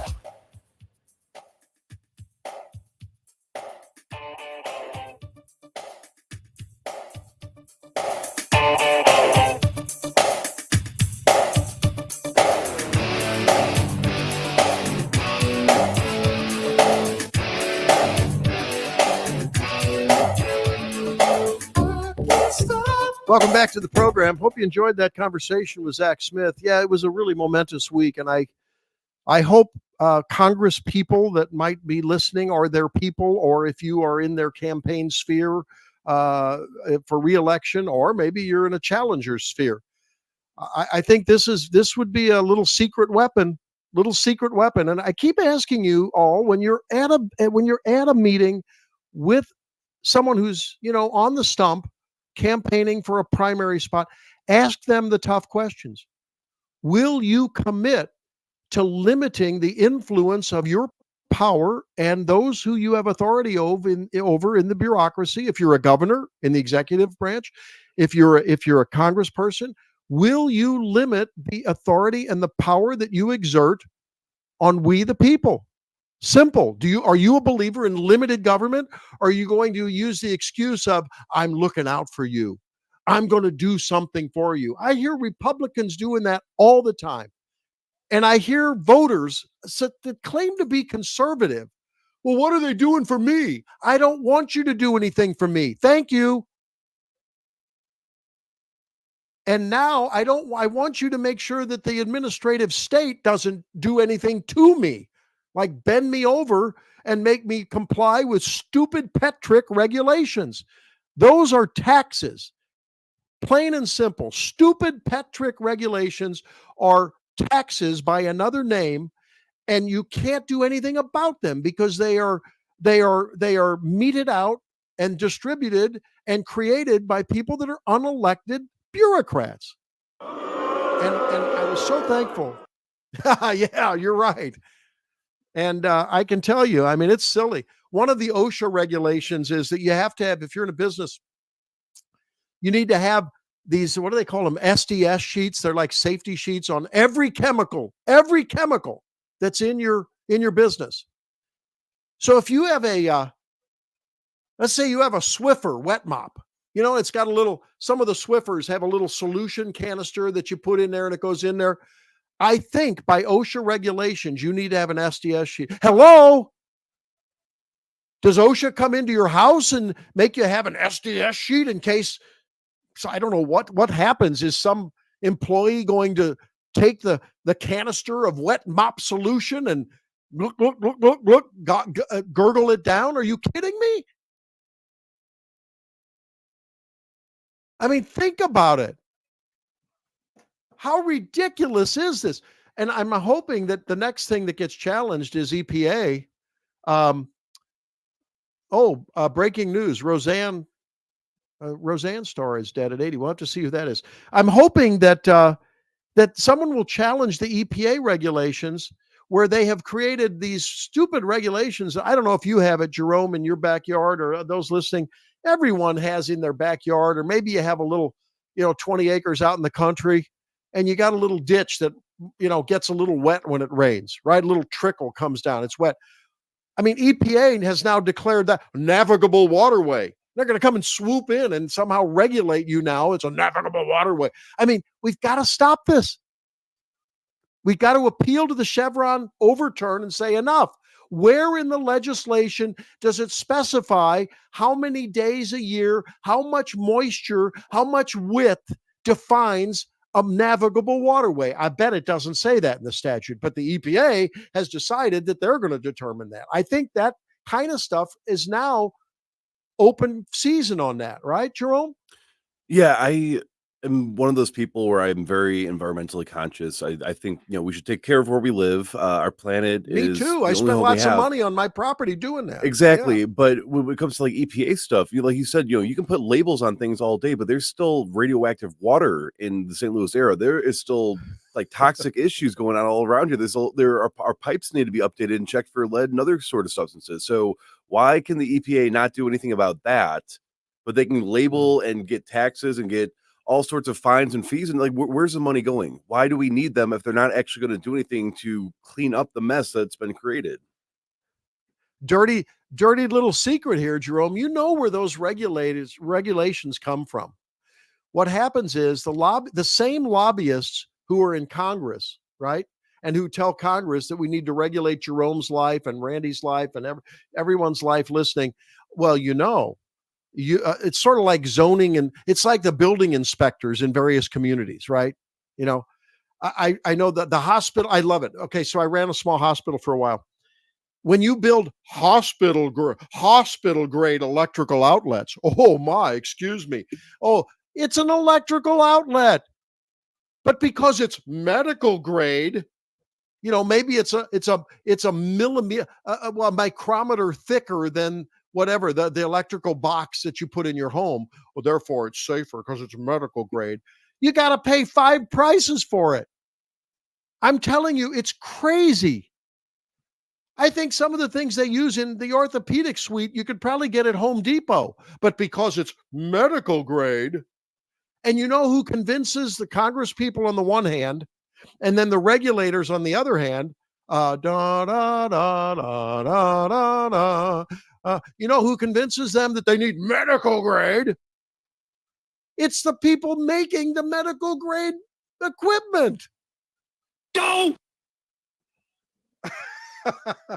It drives you crazy. Now, there is a reason in certain places to have reasonable regulations. Of course, that makes sense. I don't think anyone has a beef with right size regulations. That's fine.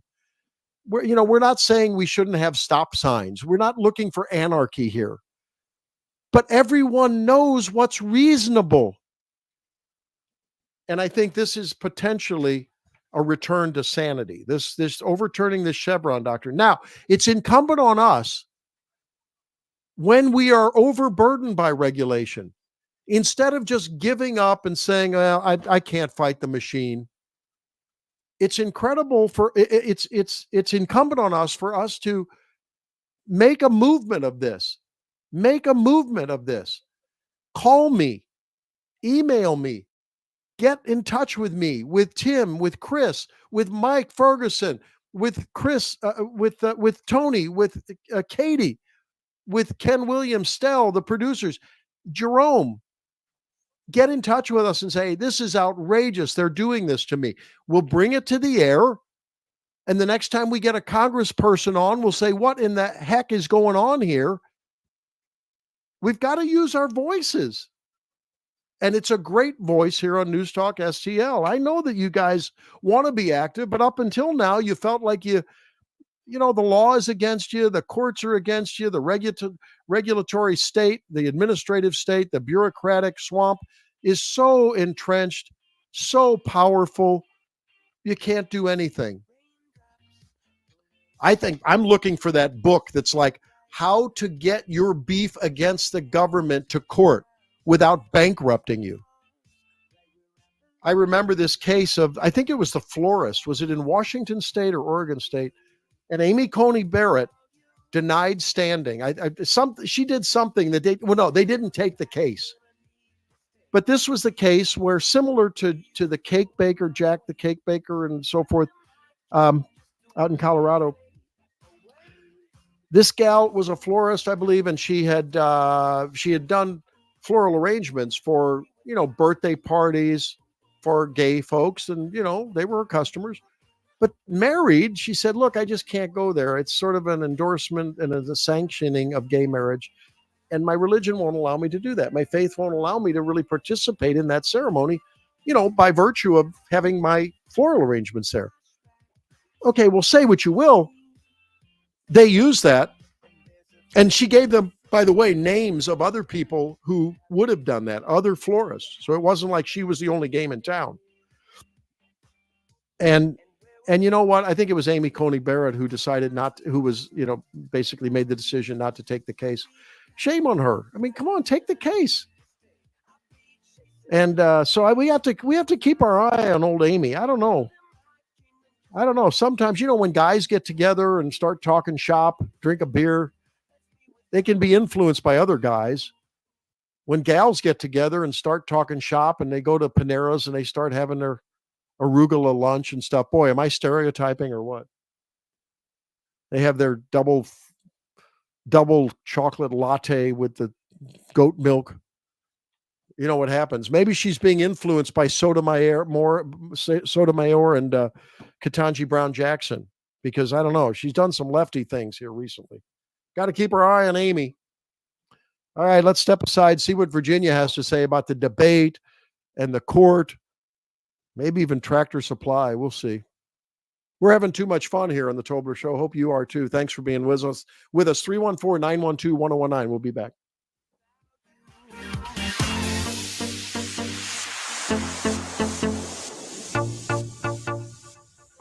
So many ways to listen to News Talk STL. Join the conversation. All you have to do is say, Hey Alexa, play News Talk STL. Welcome to News Talk STL, conservative talk radio for St. Louis. Tim Jones here with Dr. Pat Fader of Comprehensive Chiropractic. Doc, I hear you all have a new treatment program for everyone's chronic knee pain. Tim, that's right. We are helping patients with chronic knee pain by addressing the root cause of their condition. And what makes your program so unique? Well, Tim, many programs focus on just one component of the problem, the structural component. Our program focuses on the metabolic and neurological component to complete the picture and improve our patients' outcomes. We get to the root cause of what is driving inflammation in a person's body and address it directly. For your chronic knee pain and more, visit cchiropractic.com. All information, make an appointment at cchiropractic.com. 1949, the last time a Republican held the top post in St. Louis City. A gallon of milk was 84 cents, and streetcars ran down Grand Avenue. The city was booming. Unfortunately, St. Louis city streets are no longer the epicenter of family and business life. In the 80 years of Democrat control, our city has been on a steady decline. St. Louis City Republicans believe it is our duty to provide a different path forward. Learn more at stlouisrepublicans.com. Paid for by St. Louis City Republican Pat Curtis, Farber Treasurer. Missouri Wild Alchemy is a local and family-owned business dedicated to providing consumers with high-quality cannabis and education. They strive to make customers feel comfortable and to help curtail the stigma of cannabis use by having a professional and well-educated staff. They're proud to carry products from several Missouri cultivators and manufacturers. Missouri Wild Alchemy, now serving recreational customers 21 and above, as well as patients. Follow them on Facebook and Instagram, or visit MissouriWild.com. That's MissouriWild.com. Man, what a great party you're throwing here. This wasp nest is great. Yeah, man, we got about 70 wasps in here. Too bad we can't fit any more wasps in here. It looks like they're having fun outside, stinging all the kids. Oh, man, who just pulled up? Oh, no, it's the pest control company again with those green wheels. They seem to kill every one of my parties. This is Derek, the owner of All Solutions Pest Control. Give us a call today at 636-486-7888. Learn more about our special $67 offer. You can visit us online at allsolutionspestcontrol.com. If a pest-free home is your goal, call All Solutions Pest Control.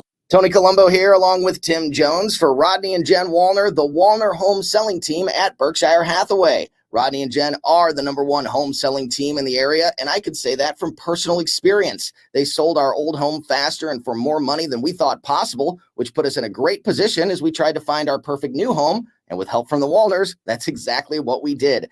Christine and I couldn't be happier with our experience working with Rodney and Jen Wallner. And Tim, the numbers speak for themselves. That's right, Tony. Everybody knows the Wallners sell 15 times more homes per year than the typical realtor. And if you're looking to sell your home, right now they have so many qualified buyers, they'll guarantee to obtain you an offer. They're licensed in both Missouri and Illinois, so no matter where you are in the St. Louis region, you can put the Wallners experience and work ethic to work for you. If you've been thinking about selling your home, don't wait. Call Rodney and Jen Wallner now at 314-810-SOLD. That's 314-810-SOLD. 314-810-SOLD for the Wallner home selling team. This hour of the Randy Tobler Show is brought to you by the ClearPath Wealth Management Group at Stifel. Request a free portfolio review at clearpathinvesting.com.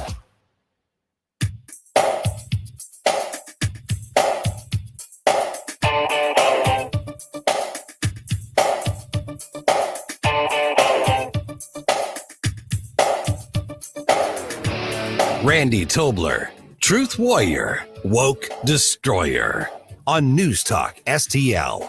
Watch us on our live stream using Rumble, Facebook, and Twitter. Single solitary person eligible for what I've been able to do with the with the COVID. With dealing with everything we have to do with.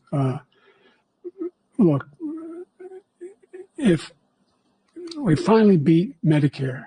Thank you, President Biden. President Trump? Well, he's right. He did beat Medicare. He beat it to death, and he's destroying Medicare. Another big moment from the debate on Thursday evening. Not sure whether it was more of a Biden loss or a Trump win, maybe a little bit of both. Let's see what Virginia Kruta has to say. You see and hear her here on the News Talk STL station that is on so many platforms. I hope you guys do the app, you do the website, you do the listening on the regular terrestrial radio.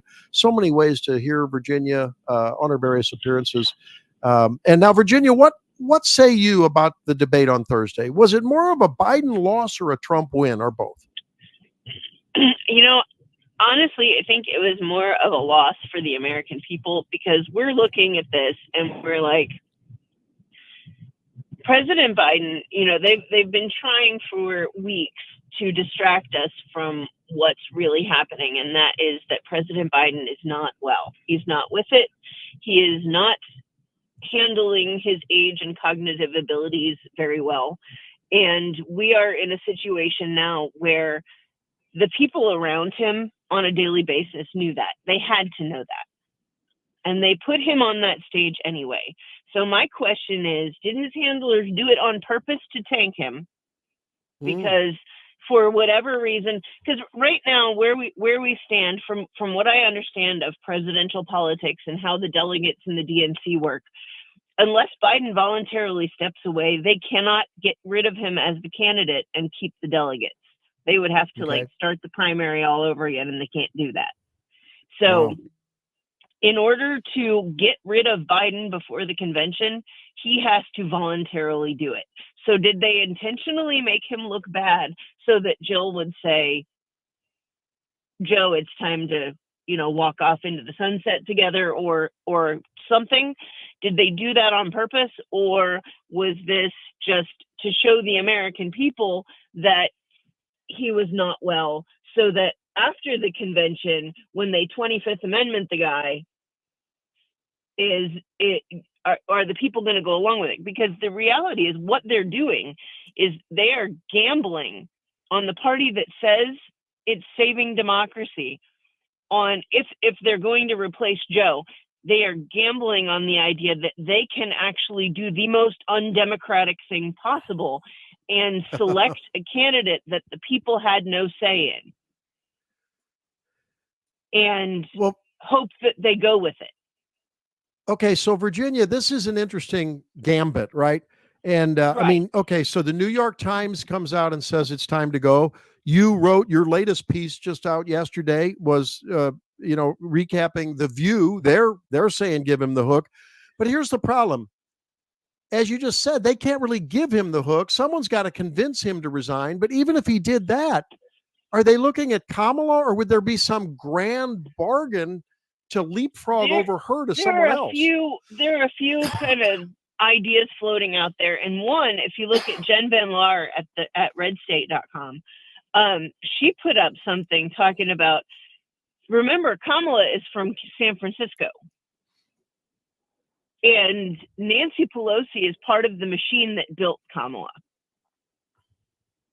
So if they need to get rid of her, all you need is Pelosi to have a sternly worded chat with Kamala. It's a nice life you got there. It'd be a shame if something would happen to it. Oh, maybe you should voluntarily step aside and for the good of the party, for the good of the country. The other thing is, if you look at the major reason a lot of independents are supporting Trump right now, some of it is because, yes, he had a much better debate performance than Joe Biden did. He was coherent. He wasn't blustery. He wasn't overbearing. He didn't interrupt. And part of that's because of the CNN rules that Joe Biden set up. So, and that was what I was saying before, these new rules that were supposed to benefit Biden, I think they actually helped Trump, because independents didn't like the fact that he was talking over Biden and talking over the moderators and interrupting everybody. And when the mics are cut, he can't do that. Yeah. So they took away his ability to do the thing that pisses off the moderates, which makes him more appealing to the moderates if you kind of do the backwards math there. Yeah. But sure. So there's that. But the other thing that is driving moderates and independents toward Trump is this idea that the Joe Biden Justice Department is unfairly targeting Trump, right? That they're going after him in all these cases, in all this lawfare, and they're using it to tank a political enemy. So all the DNC really has to do is tell Kamala, look, we've got to put some distance on this administration, because whether or not you had any part in it, everybody's going to look and say, you were Joe Biden's vice president. You were part of the lawfare. And then they get a Gavin Newsom to get up there and say, look, I thought this was a dumb decision. I would never have participated if I had been president. We would not have had this happen. And all they have to do is put some distance on the lawfare with a new candidate. And all of a sudden, some of those independents and moderates are like, yeah, we still hate Trump, so we'll vote for this guy instead. So it is a risk for Republicans if Joe Biden is replaced. Yeah. If they play it in the right way. However, it's also a risk for Democrats, because all Trump has to say is, look, the DNC knew what was wrong with Joe Biden, and they let him get up on that stage anyway. And then when they didn't like how he performed, they got rid of him. How long is it going to take for them to get rid of you? Who are they going to replace you with? So there are ways to play this on both sides, but it's going to depend on what the DNC decides to do, what Joe Biden decides to do, because again, the DNC can't really justify replacing him now before the convention unless they are willing to 25th Amendment him now, because that's the other thing. If he is unfit to serve as president in January of 2025, and you know that now, then you also know he's unfit now, and you're not doing anything about it. Oh, yeah. Well, you're right. Well, I don't know. It's going to be interesting to see. I, for one, am a little more, I'm more afraid of him being gone and someone else being there than him staying there. I mean, as much as him being in power and really making us vulnerable, because gosh, if Taiwan, if China and Russia and Iran see Donald Trump in the Oval Office in January of 25, who knows what they might pull in the meantime. That's a big concern. Right. And that's always going to be a concern. You're going to see a flood at the border because they're going to be like, well, after January, we're not going to be able to get there. If that's it, we could see some serious, and we don't have the capacity to handle it. I mean, you look at what's coming over now and we don't have the capacity to handle it. Imagine if they think, oh, we better get in quick, and they all come at once. We don't have the capacity to deal with that. So there is a lot. There are a lot of balls in the air, as they say, a lot of plates spinning that may not. We're going to have to see what hits the ground first, and how the rest of this plays out. I do think that one of the reasons they had the debate this early was because they knew that something was up with Biden, and they were either going to need 6 months to recover from the debate. And that's the other thing. Did you see the narrative immediately afterward from Obama and everybody else? Is he had one bad night. Bad debate nights happen. It's okay. He's fine. Right? And then he went out and spoke the next day, and he sounded like a different person. And people are like, see, it was just a bad debate. And I'm like, okay, so what you're telling me is that Joe Biden performs differently when he has a teleprompter, his wife right next to him, and people feeding him information than he does when he's on a debate with a moderator and an opponent and no cue cards. Yeah. So how does that work? Then. Yeah. What's a more realistic situation? The plastic, very constructed and orchestrated scene, or sitting across the table, impromptu negotiating with Xi or, Putin or whoever. Hey, we got to run. Well, thanks very much, Virginia. We'll be talking again in the coming weeks and months as the season heats up. Thanks so much. Appreciate it. Sure. All right. When we come back, we'll be talking with Richard Lyons, who wrote The Democracy of DNA. Sort of a high-level conversation in the context of the goings-on, both on the debate, in the Supreme Court, in Congress. That coming up on the Tobler Show after top of the hour news.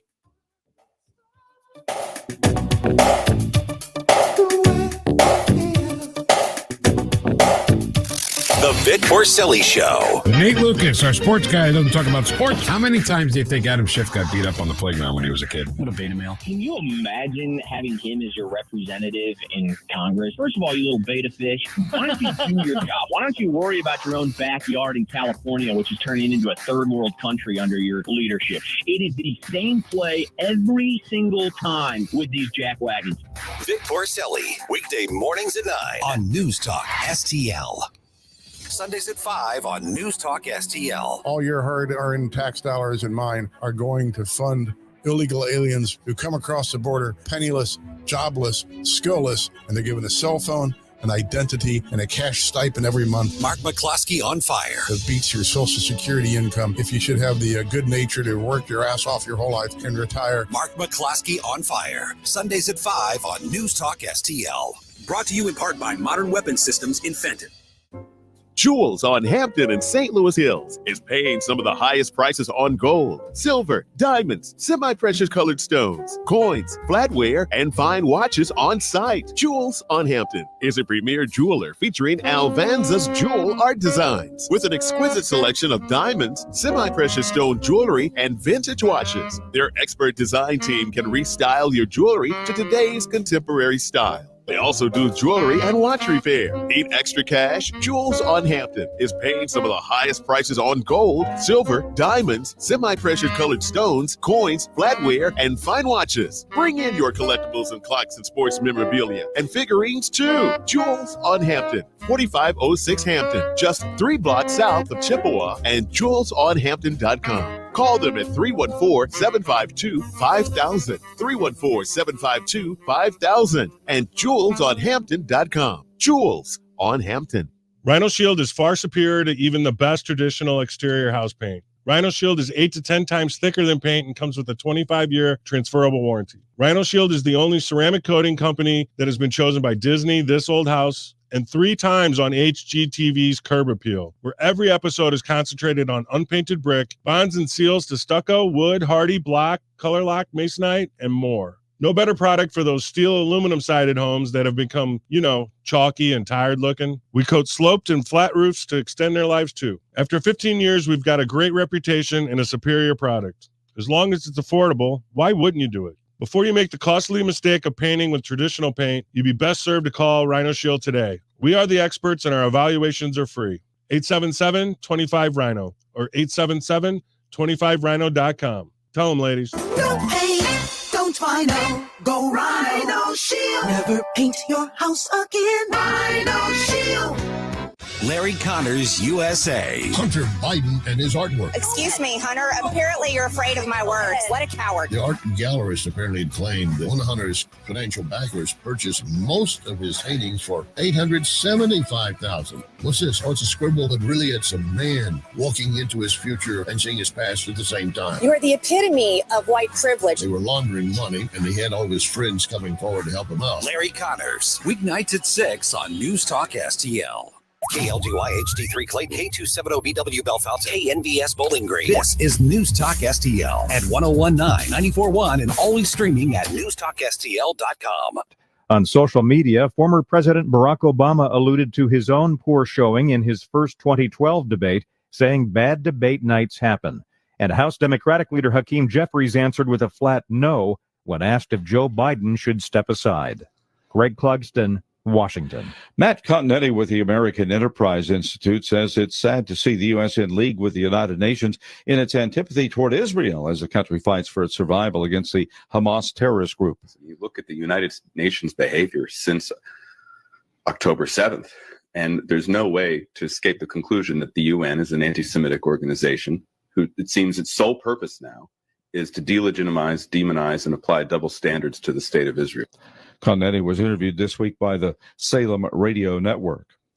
Pentagon Deputy Press Secretary Sabrina Singh says the pier built by the U.S. military to bring aid to Gaza has been removed. Due to high sea states expected this weekend, Central Command has removed the temporary pier from its anchored position in Gaza and will tow it back to Ashdod, Israel. Aid groups had stopped delivering aid anyway because of security concerns because of attacks from Hamas. Former Israeli ambassador to the U.S., Dr. Michael Oren, says it's not hard to see why the leader of Hamas is rejecting a ceasefire. Because Mr. Sinwar, the head of Hamas, believes that time is on his side.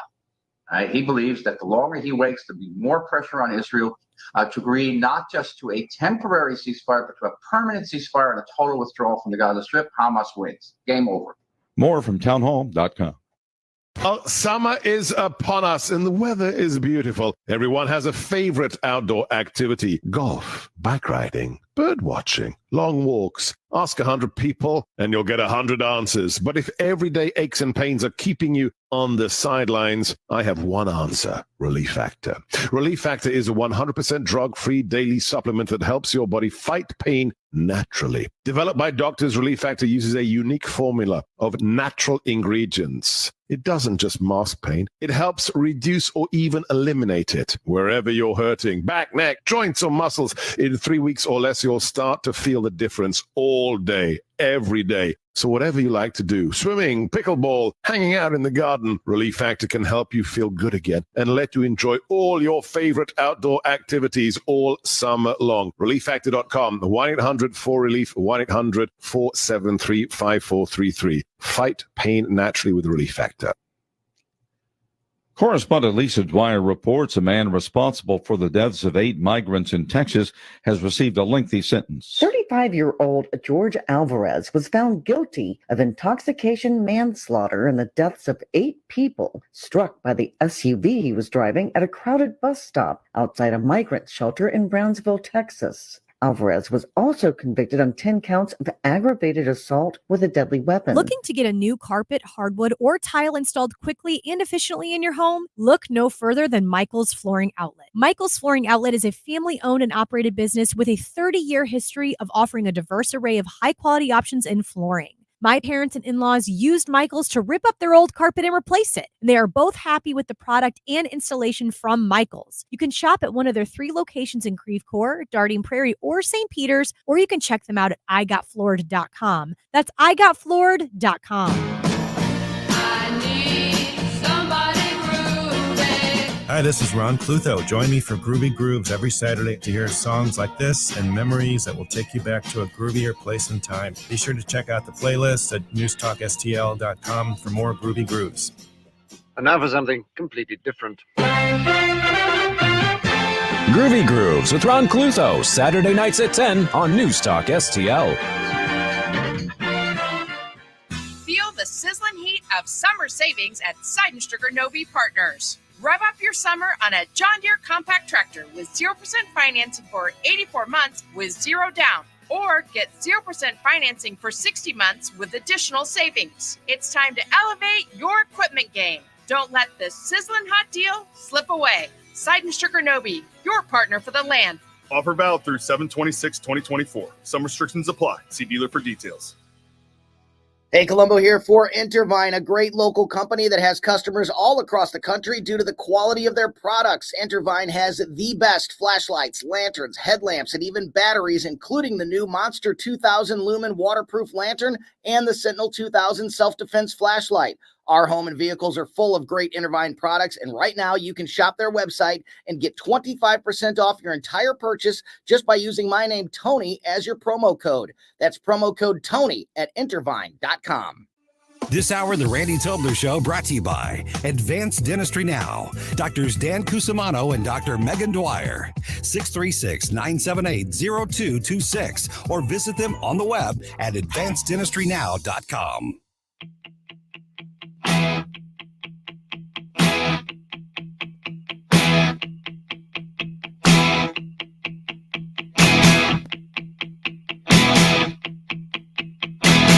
Randy Tobler, Truth Warrior, Woke Destroyer on News Talk STL.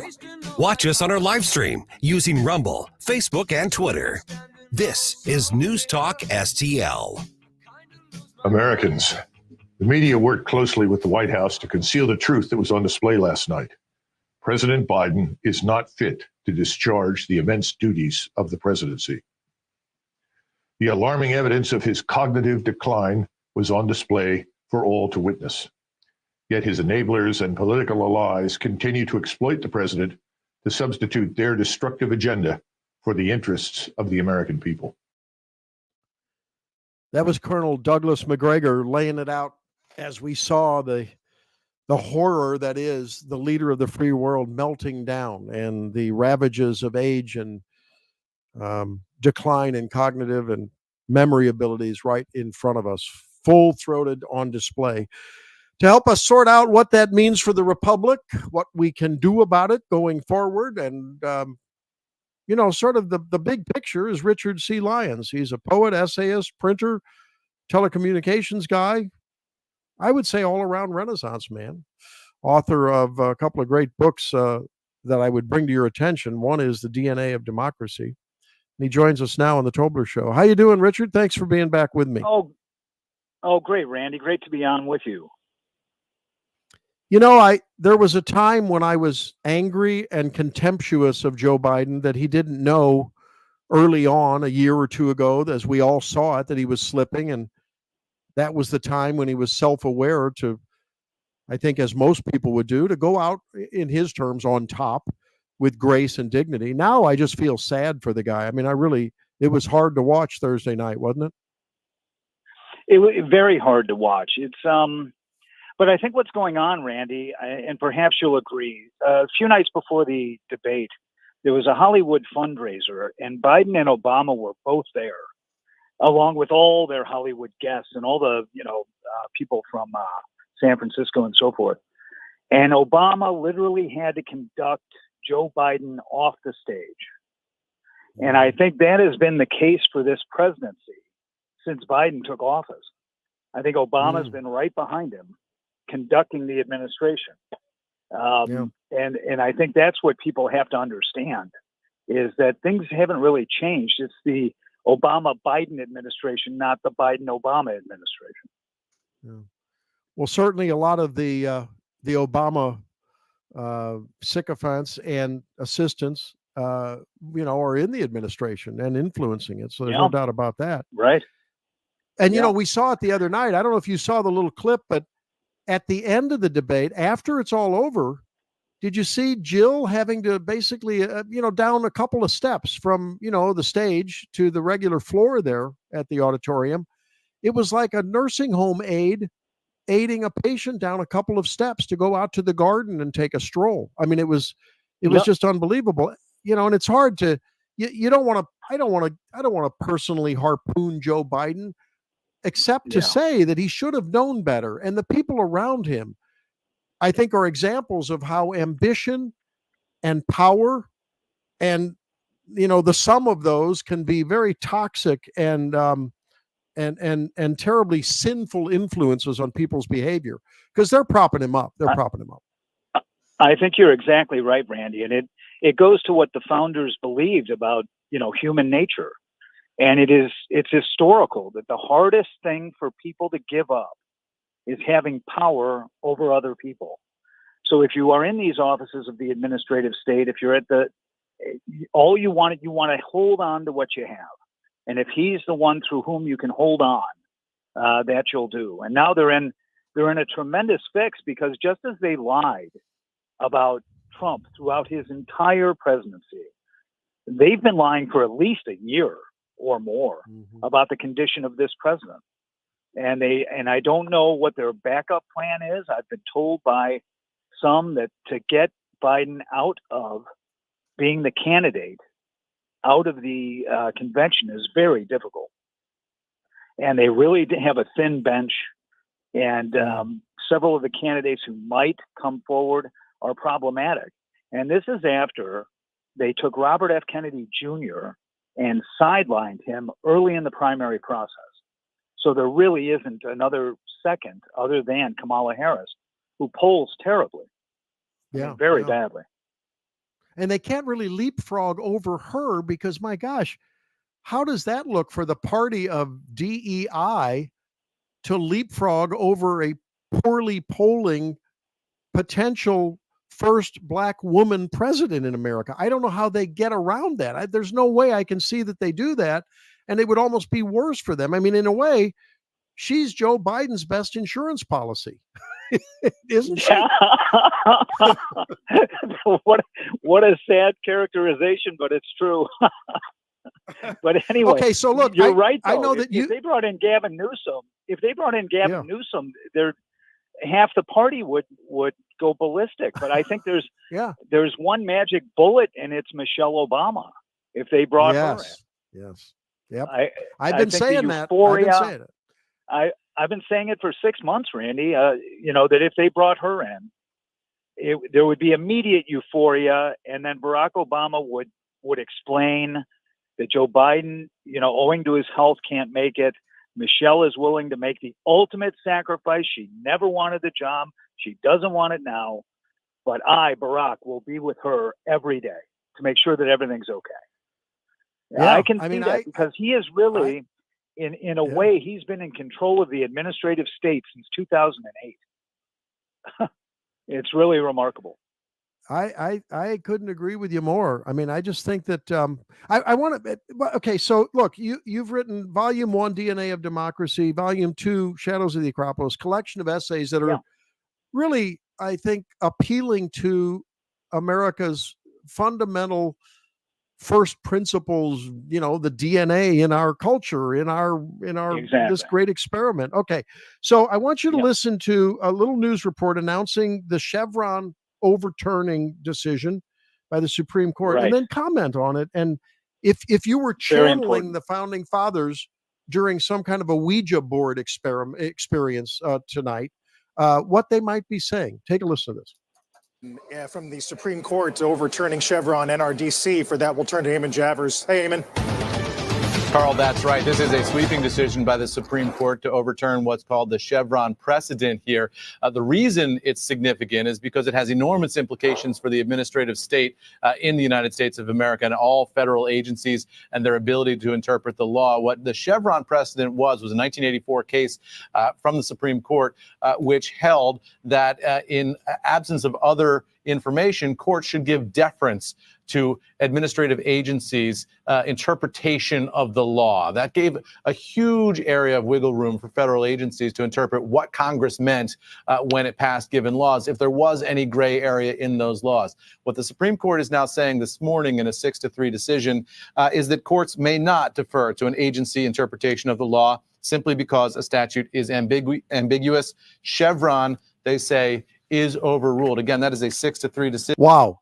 So this is huge, is it not, Richard Lyons? It is. The listeners have to understand, Randy, this is fundamentally important. It is because under DNA of democracy, as I explained, our founders founded three branches of government: the legislative, the executive, and the judiciary. The administrative state was born under Woodrow Wilson 100 years ago, and these agencies today perform all three of those functions. They legislate, they execute the law, and they judge whether their laws are in keeping with the Constitution. That is extremely unconstitutional. So what this striking down of Chevron does is open up all the agency regulations to interpretation of the courts, so that persons like the fishermen who brought a case against the EPA in this case and said, you can't tell me I have to have someone on board my ship to tell me how to fish. That's what they were trying to do. And he brought the case and he won. It is the first time since Chevron in '84 that the administrative agencies now have something of a collar on them, that they can't just say, these are the rules, you have to do them, we've adjudged them, and we're going to execute them by fining you or putting you out of business. So this is a tremendous win for how our country was founded. It takes things back to our representatives. It takes things back to our court system and out of agencies.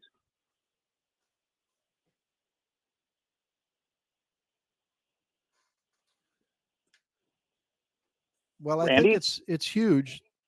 There's no doubt about it. And I think it, like you say, it's going to take a while to work its way through and to have its impact. But I think at least on another, I guess, spoke from this hub, this very important decision, it makes it even more incumbent on legislators and us as their overseers, at least that's the way it should be, the voters, to hold them accountable to write limited, concise, and specific laws that can't be ambiguous, that can't be if a navigable waterway is supposed to be something a boat can float on, then the EPA can't say my little wet water ditch on my lower 40 is a waterway because it gets wet twice a year when it rains heavily. I mean, this is profound. That's exactly right, Randy. Exactly right. Yeah. All right. Well, that's good. Now, go ahead. Yeah. Well, that's how the EPA has been attacking ranchers throughout the West by saying there's a river 240 miles away, therefore you can't build a pond on your ranch, because the water will seep through your ranch to a river 240 miles away. That's how they've encroached the administrative state on the rights of individuals to their own property by, infesting them with rules and regulations that just have nothing to do with how to run a ranch. These people don't know how to run a ranch. Of course, Richard, a lot of the pushback that we limited government first principles types espouse, the critics of of our principles will say, well, what do you want? Anarchy? I mean, what do you want? No regulations? Do you want companies, dropping all kinds of toxic waste upstream from where your water's coming out? I think it's sort of like, who was the justice that said about obscenity when you see it? I think most people that have any sense of neuronal connections would say, we know what a right-sized regulation is, right? I mean, so Exactly. what is your answer to the pushback against? Well, what do you want? You don't want the government looking out for you and keeping you safe from rogue companies and others. What do you say to that? Well, I'll put it to you this way, Randy, and to your listeners. During the Obama administration, go back to that, the agencies put forward over 24,000 rules, which had the effect of law. During the same administration, the legislation that came out of the House and Senate and was approved by the president numbered 430. So the number of laws coming out of the administrative state is just massive. And it tells you what to do with your own property. It tells you how to run your own business. We do not need that. If there is a manufacturer in our area dumping poison into our river, I think we're going to let people know that. And we don't need an overseeing government from Washington, D.C. to tell us how to run our businesses or our property. Okay, so in that vein, I told my listeners earlier, and I'm sure there's people that haven't, that are jumping on, that are hearing this for the first time this morning. I don't know if you saw what Tractor Supply issued the other day.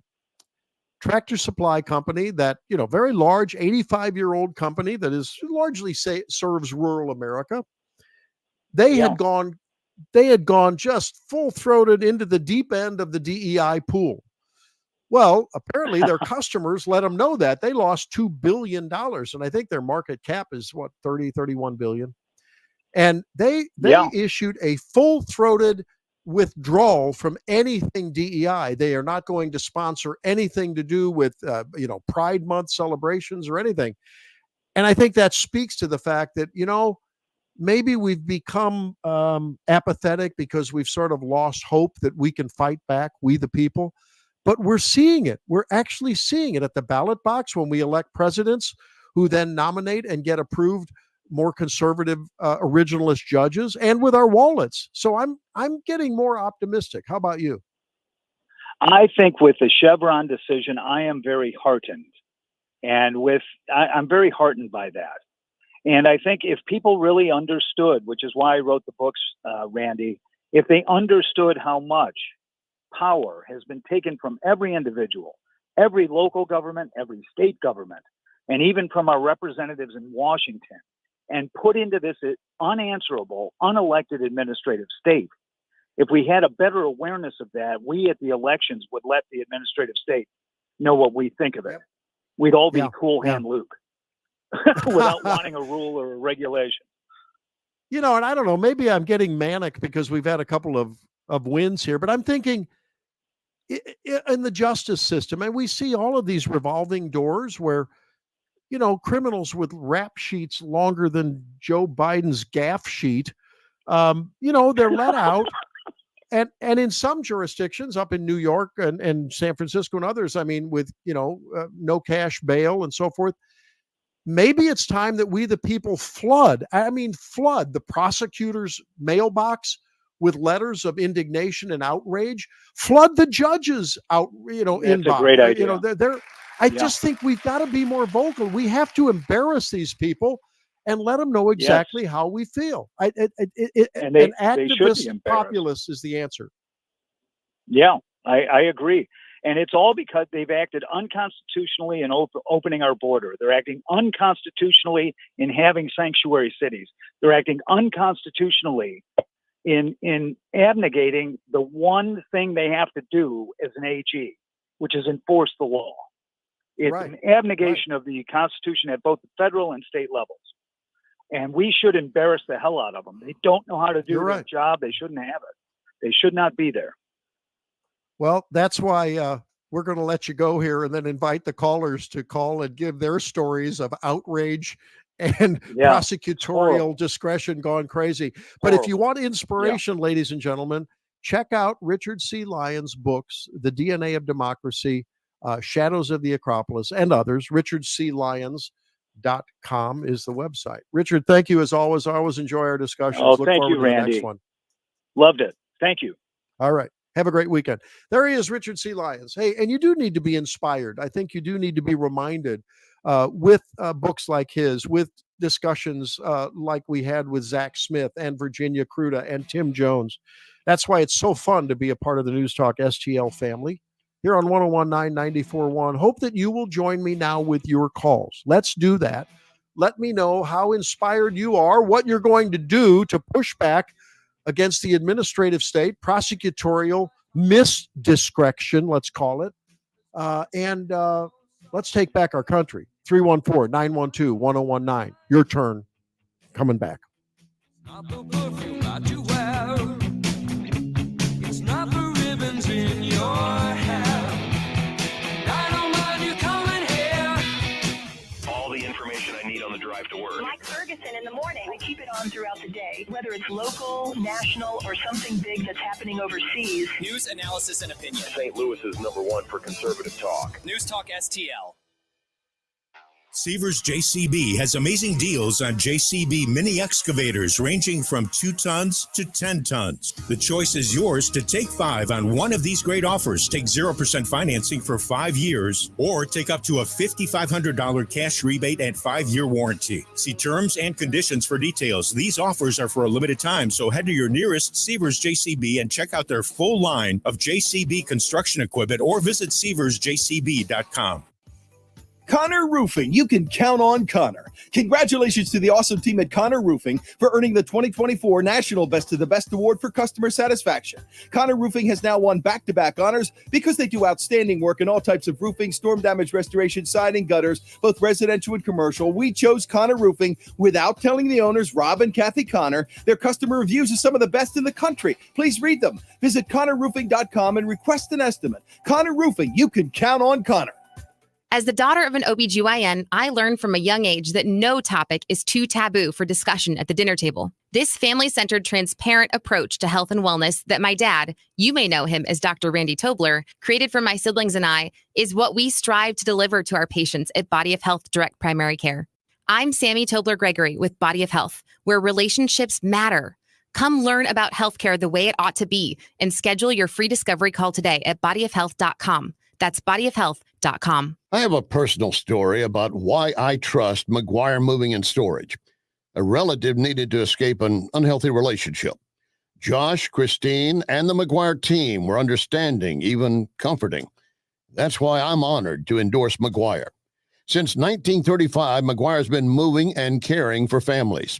So, moving a home, office, local, or long distance, McGuireMoving.com. McGuireMoving.com. In the fast-paced world of digital marketing, making connections is a challenge for any business. But what if we told you there's a place where connections aren't just made, they're grown? Meet 2060 Digital, your premier Google partner and top-tier digital agency. We don't just follow trends, we set them. At 2060 Digital, we're not just another agency, we're your strategic partner. We dive deep into your challenges and develop solutions that drive measurable outcomes. Ready to elevate your digital presence with campaigns that connect? Google 2060 Digital today. Now you can fly anywhere in the world and pay discount prices on your airline tickets. Book a flight today to London, Paris, Madrid, or anywhere else you want to go and pay a lot less guaranteed. Call the International Travel Department right now at Low Cost Airlines. 800-515-2397. 800-515-2397. That's 800-515-2397.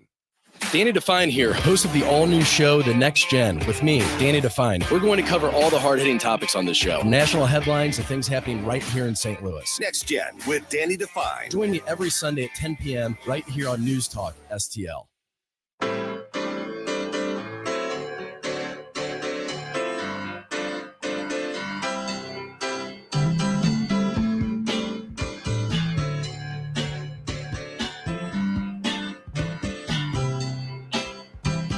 Randy Tobler, Truth Warrior, Woke Destroyer on News Talk STL. Watch us on our live stream using Rumble, Facebook, and Twitter. Talk lines are open now at 314-912-1019.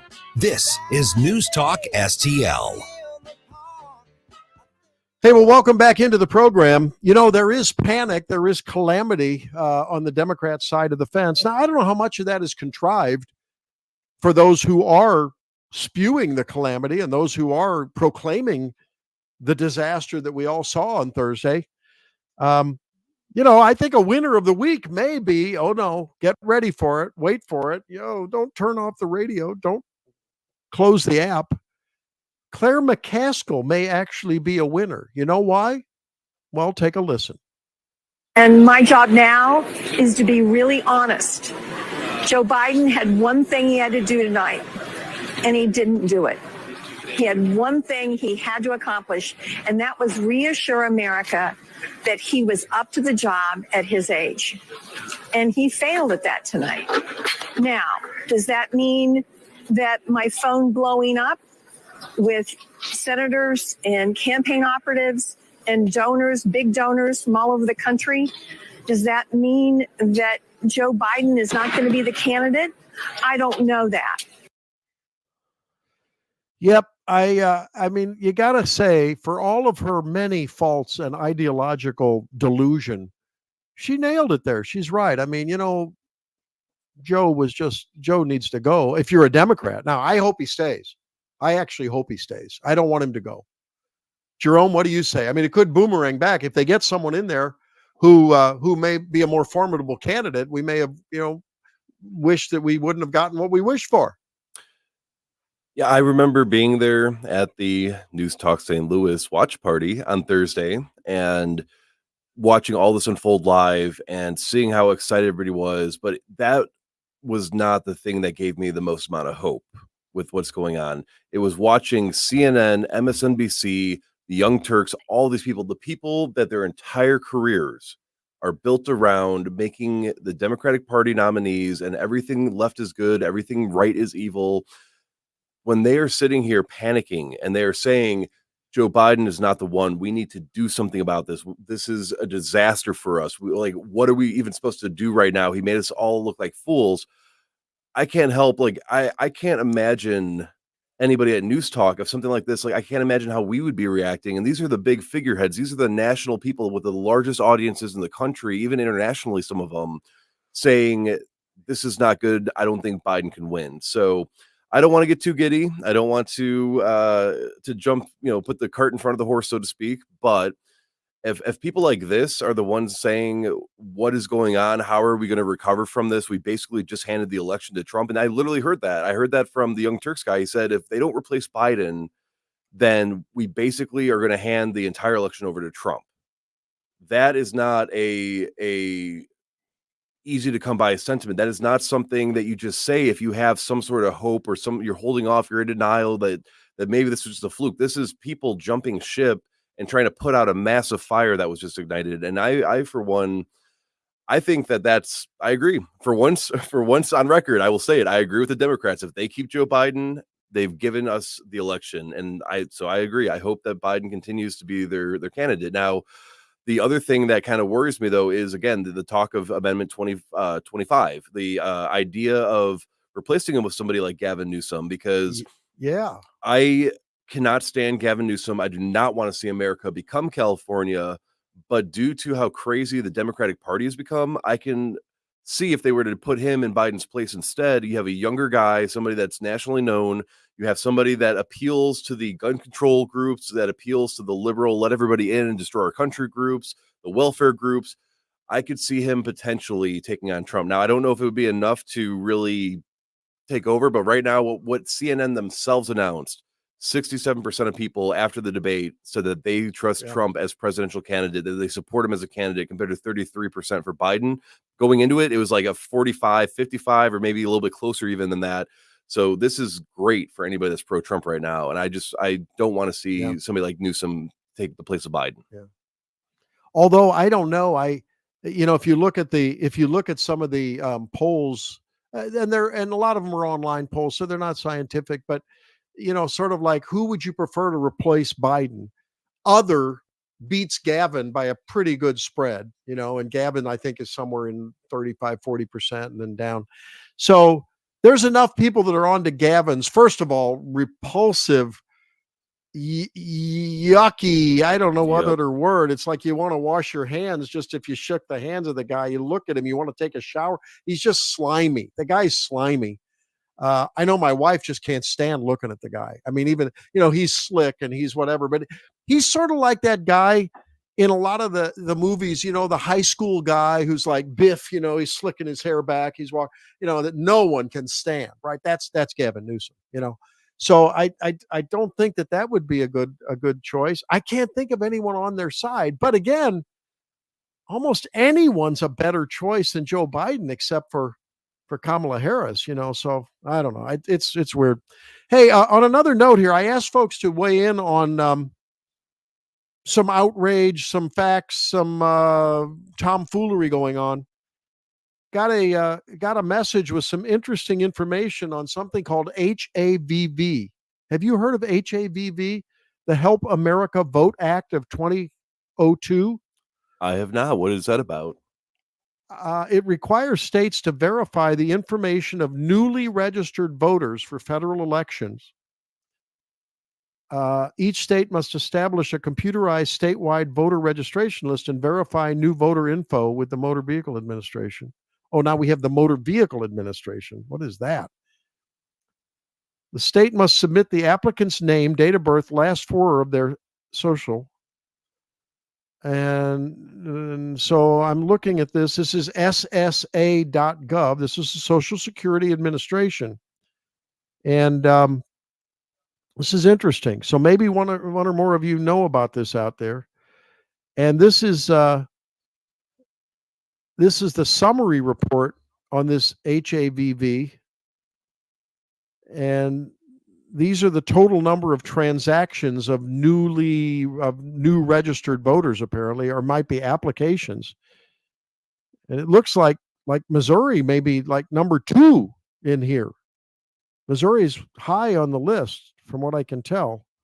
Anyway, this is for 2024. Missouri, 1,185,000, according to this screenshot. Well, actually, it's on SSA.gov.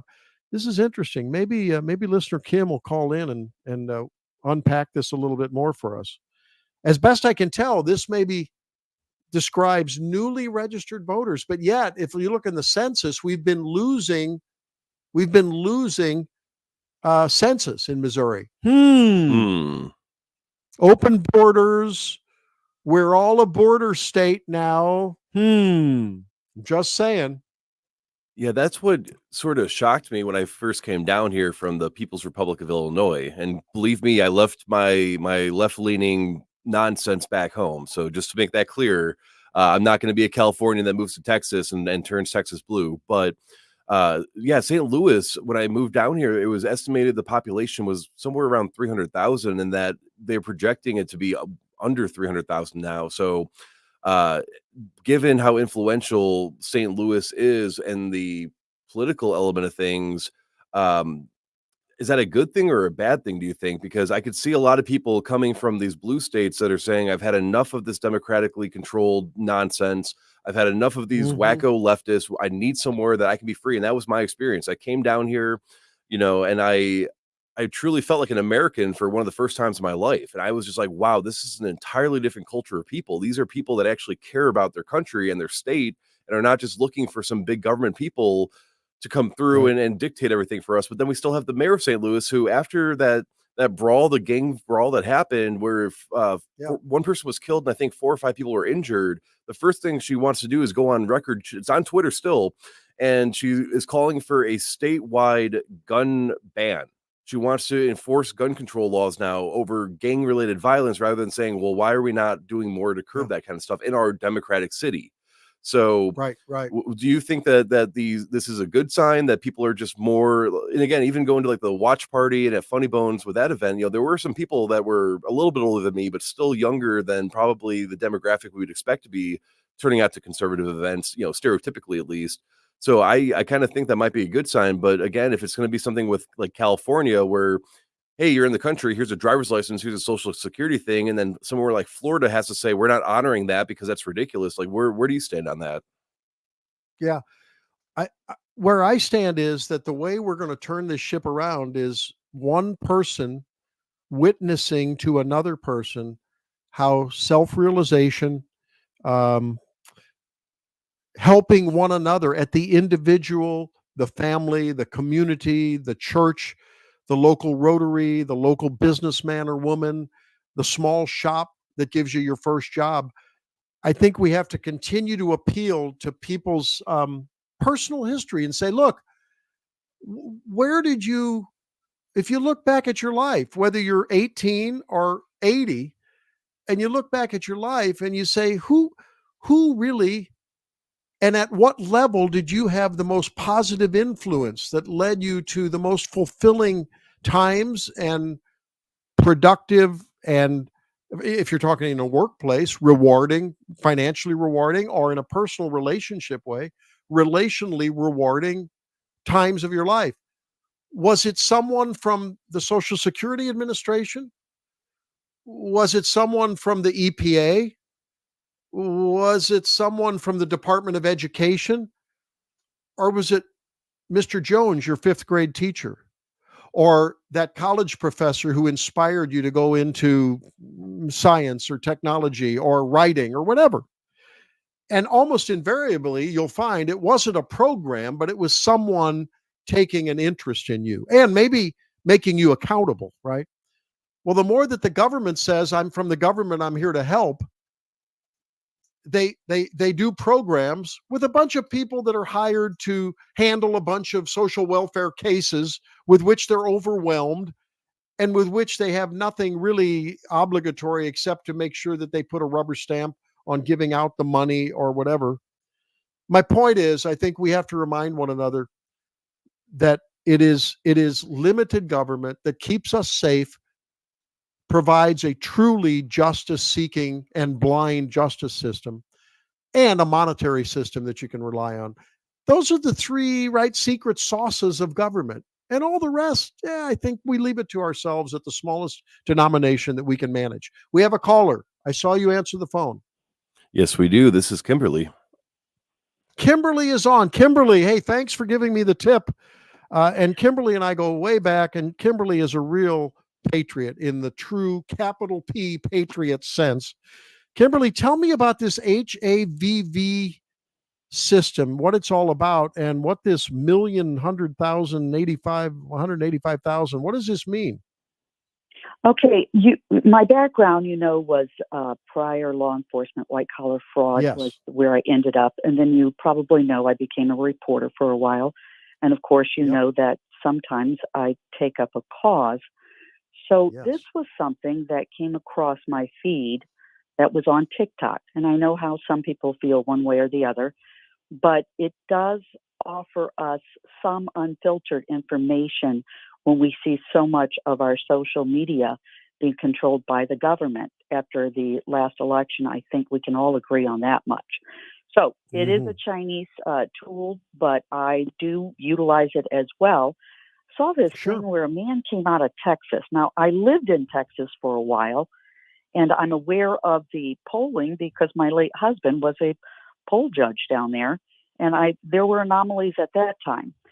So this man brought it to my attention that there's a Social Security website that you can look at to see who's registering to vote. And he said, I'm alarmed that Texas, for every week, is having 250,000 to about 225,000 people coming on this site. And he said, you can search it month by month. I did it for 2024.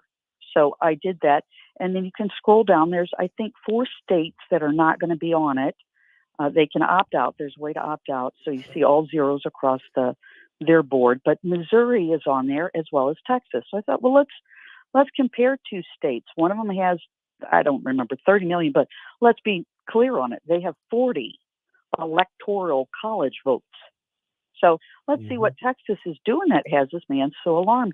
They're over 2 million for 2024. Well, where's Missouri, Kimberly? Let's go look at that. We're over 1 million. All right. So is there a new system? If I'm going to do the advocating on both sides, let's go ahead.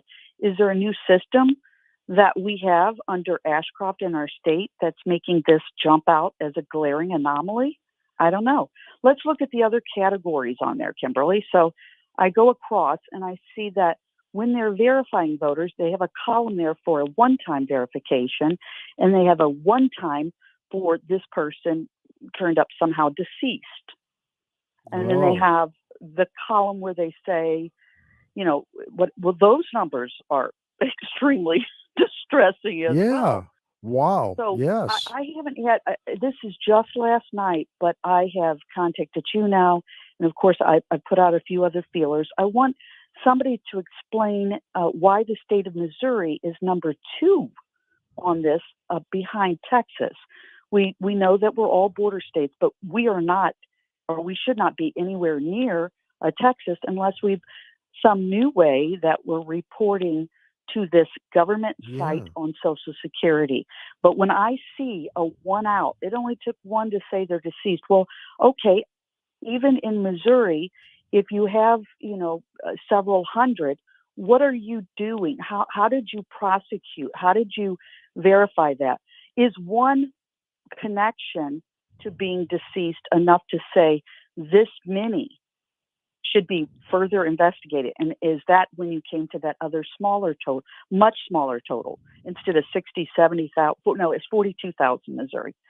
But instead of that, but 42,000, come on, So I would encourage. Well, you got to Go ahead, sir. You got to wonder, Kimberly, if that is a tool for the state to use then to identify, potential, illegal voters, right? I mean, illegal registrants. But how in the world could they even begin to investigate that many cases? That's the problem. Point, where are the resources? Back in the day, I did polling analysis and blah, blah, blah. So after the August, you're going to be able to look at everybody that's, allegedly voted in the state of Missouri.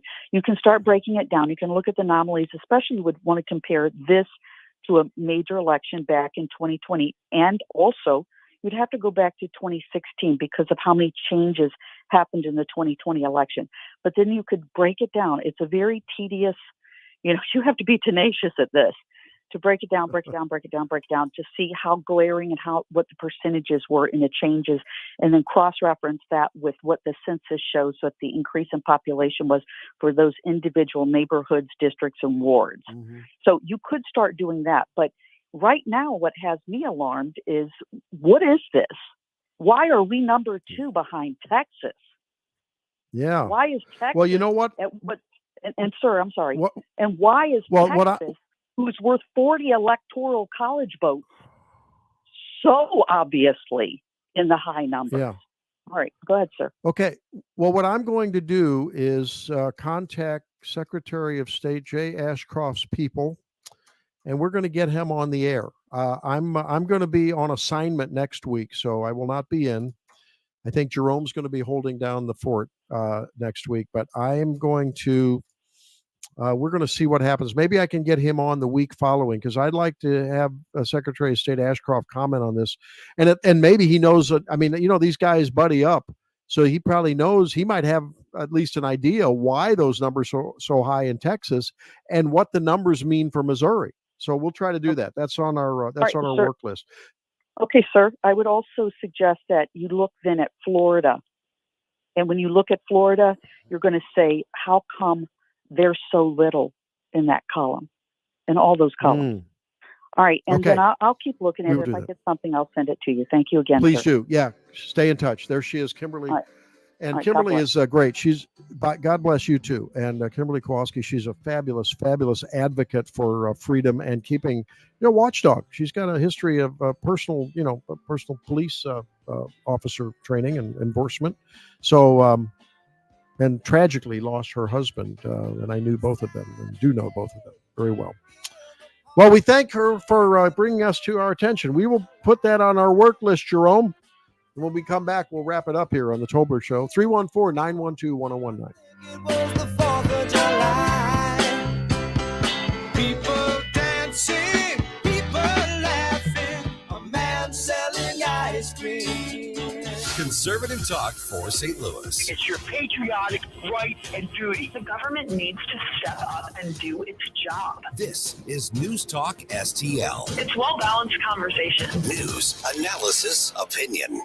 Stand and Fight with Nick Schroer. Hey everyone, this is Nick Schroer from Stand and Fight. If you need tree removal, storm damage, repairs to trees, tree trimming, pruning, if your bushes are out of control, call River City Tree Service. Free quotes right now, 314-270-8071.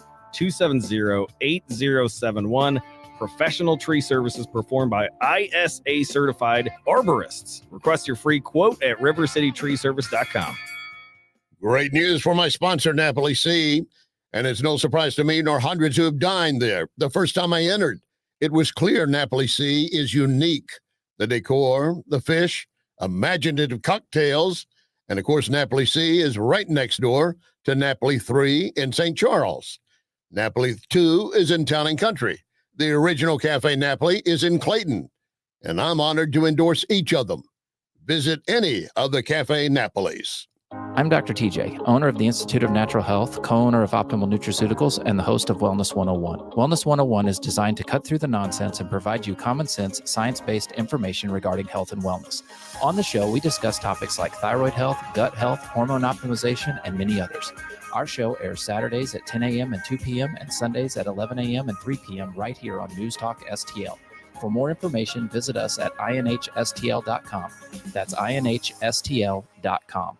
Missouri Wild Alchemy is a local and family-owned business dedicated to providing consumers with high-quality cannabis and education. They strive to make customers feel comfortable and to help curtail the stigma of cannabis use by having a professional and well-educated staff. They're proud to carry products from several Missouri cultivators and manufacturers. Missouri Wild Alchemy, now serving recreational customers 21 and above, as well as patients. Follow them on Facebook and Instagram, or visit MissouriWild.com. That's MissouriWild.com.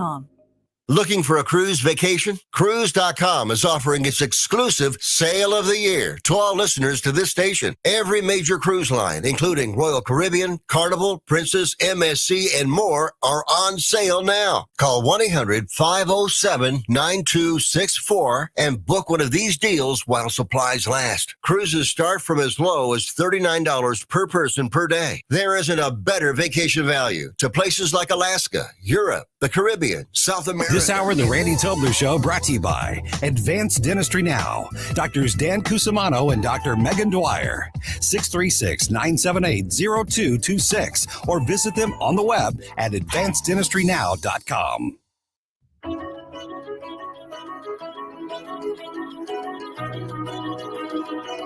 We want our coffee in the lobby.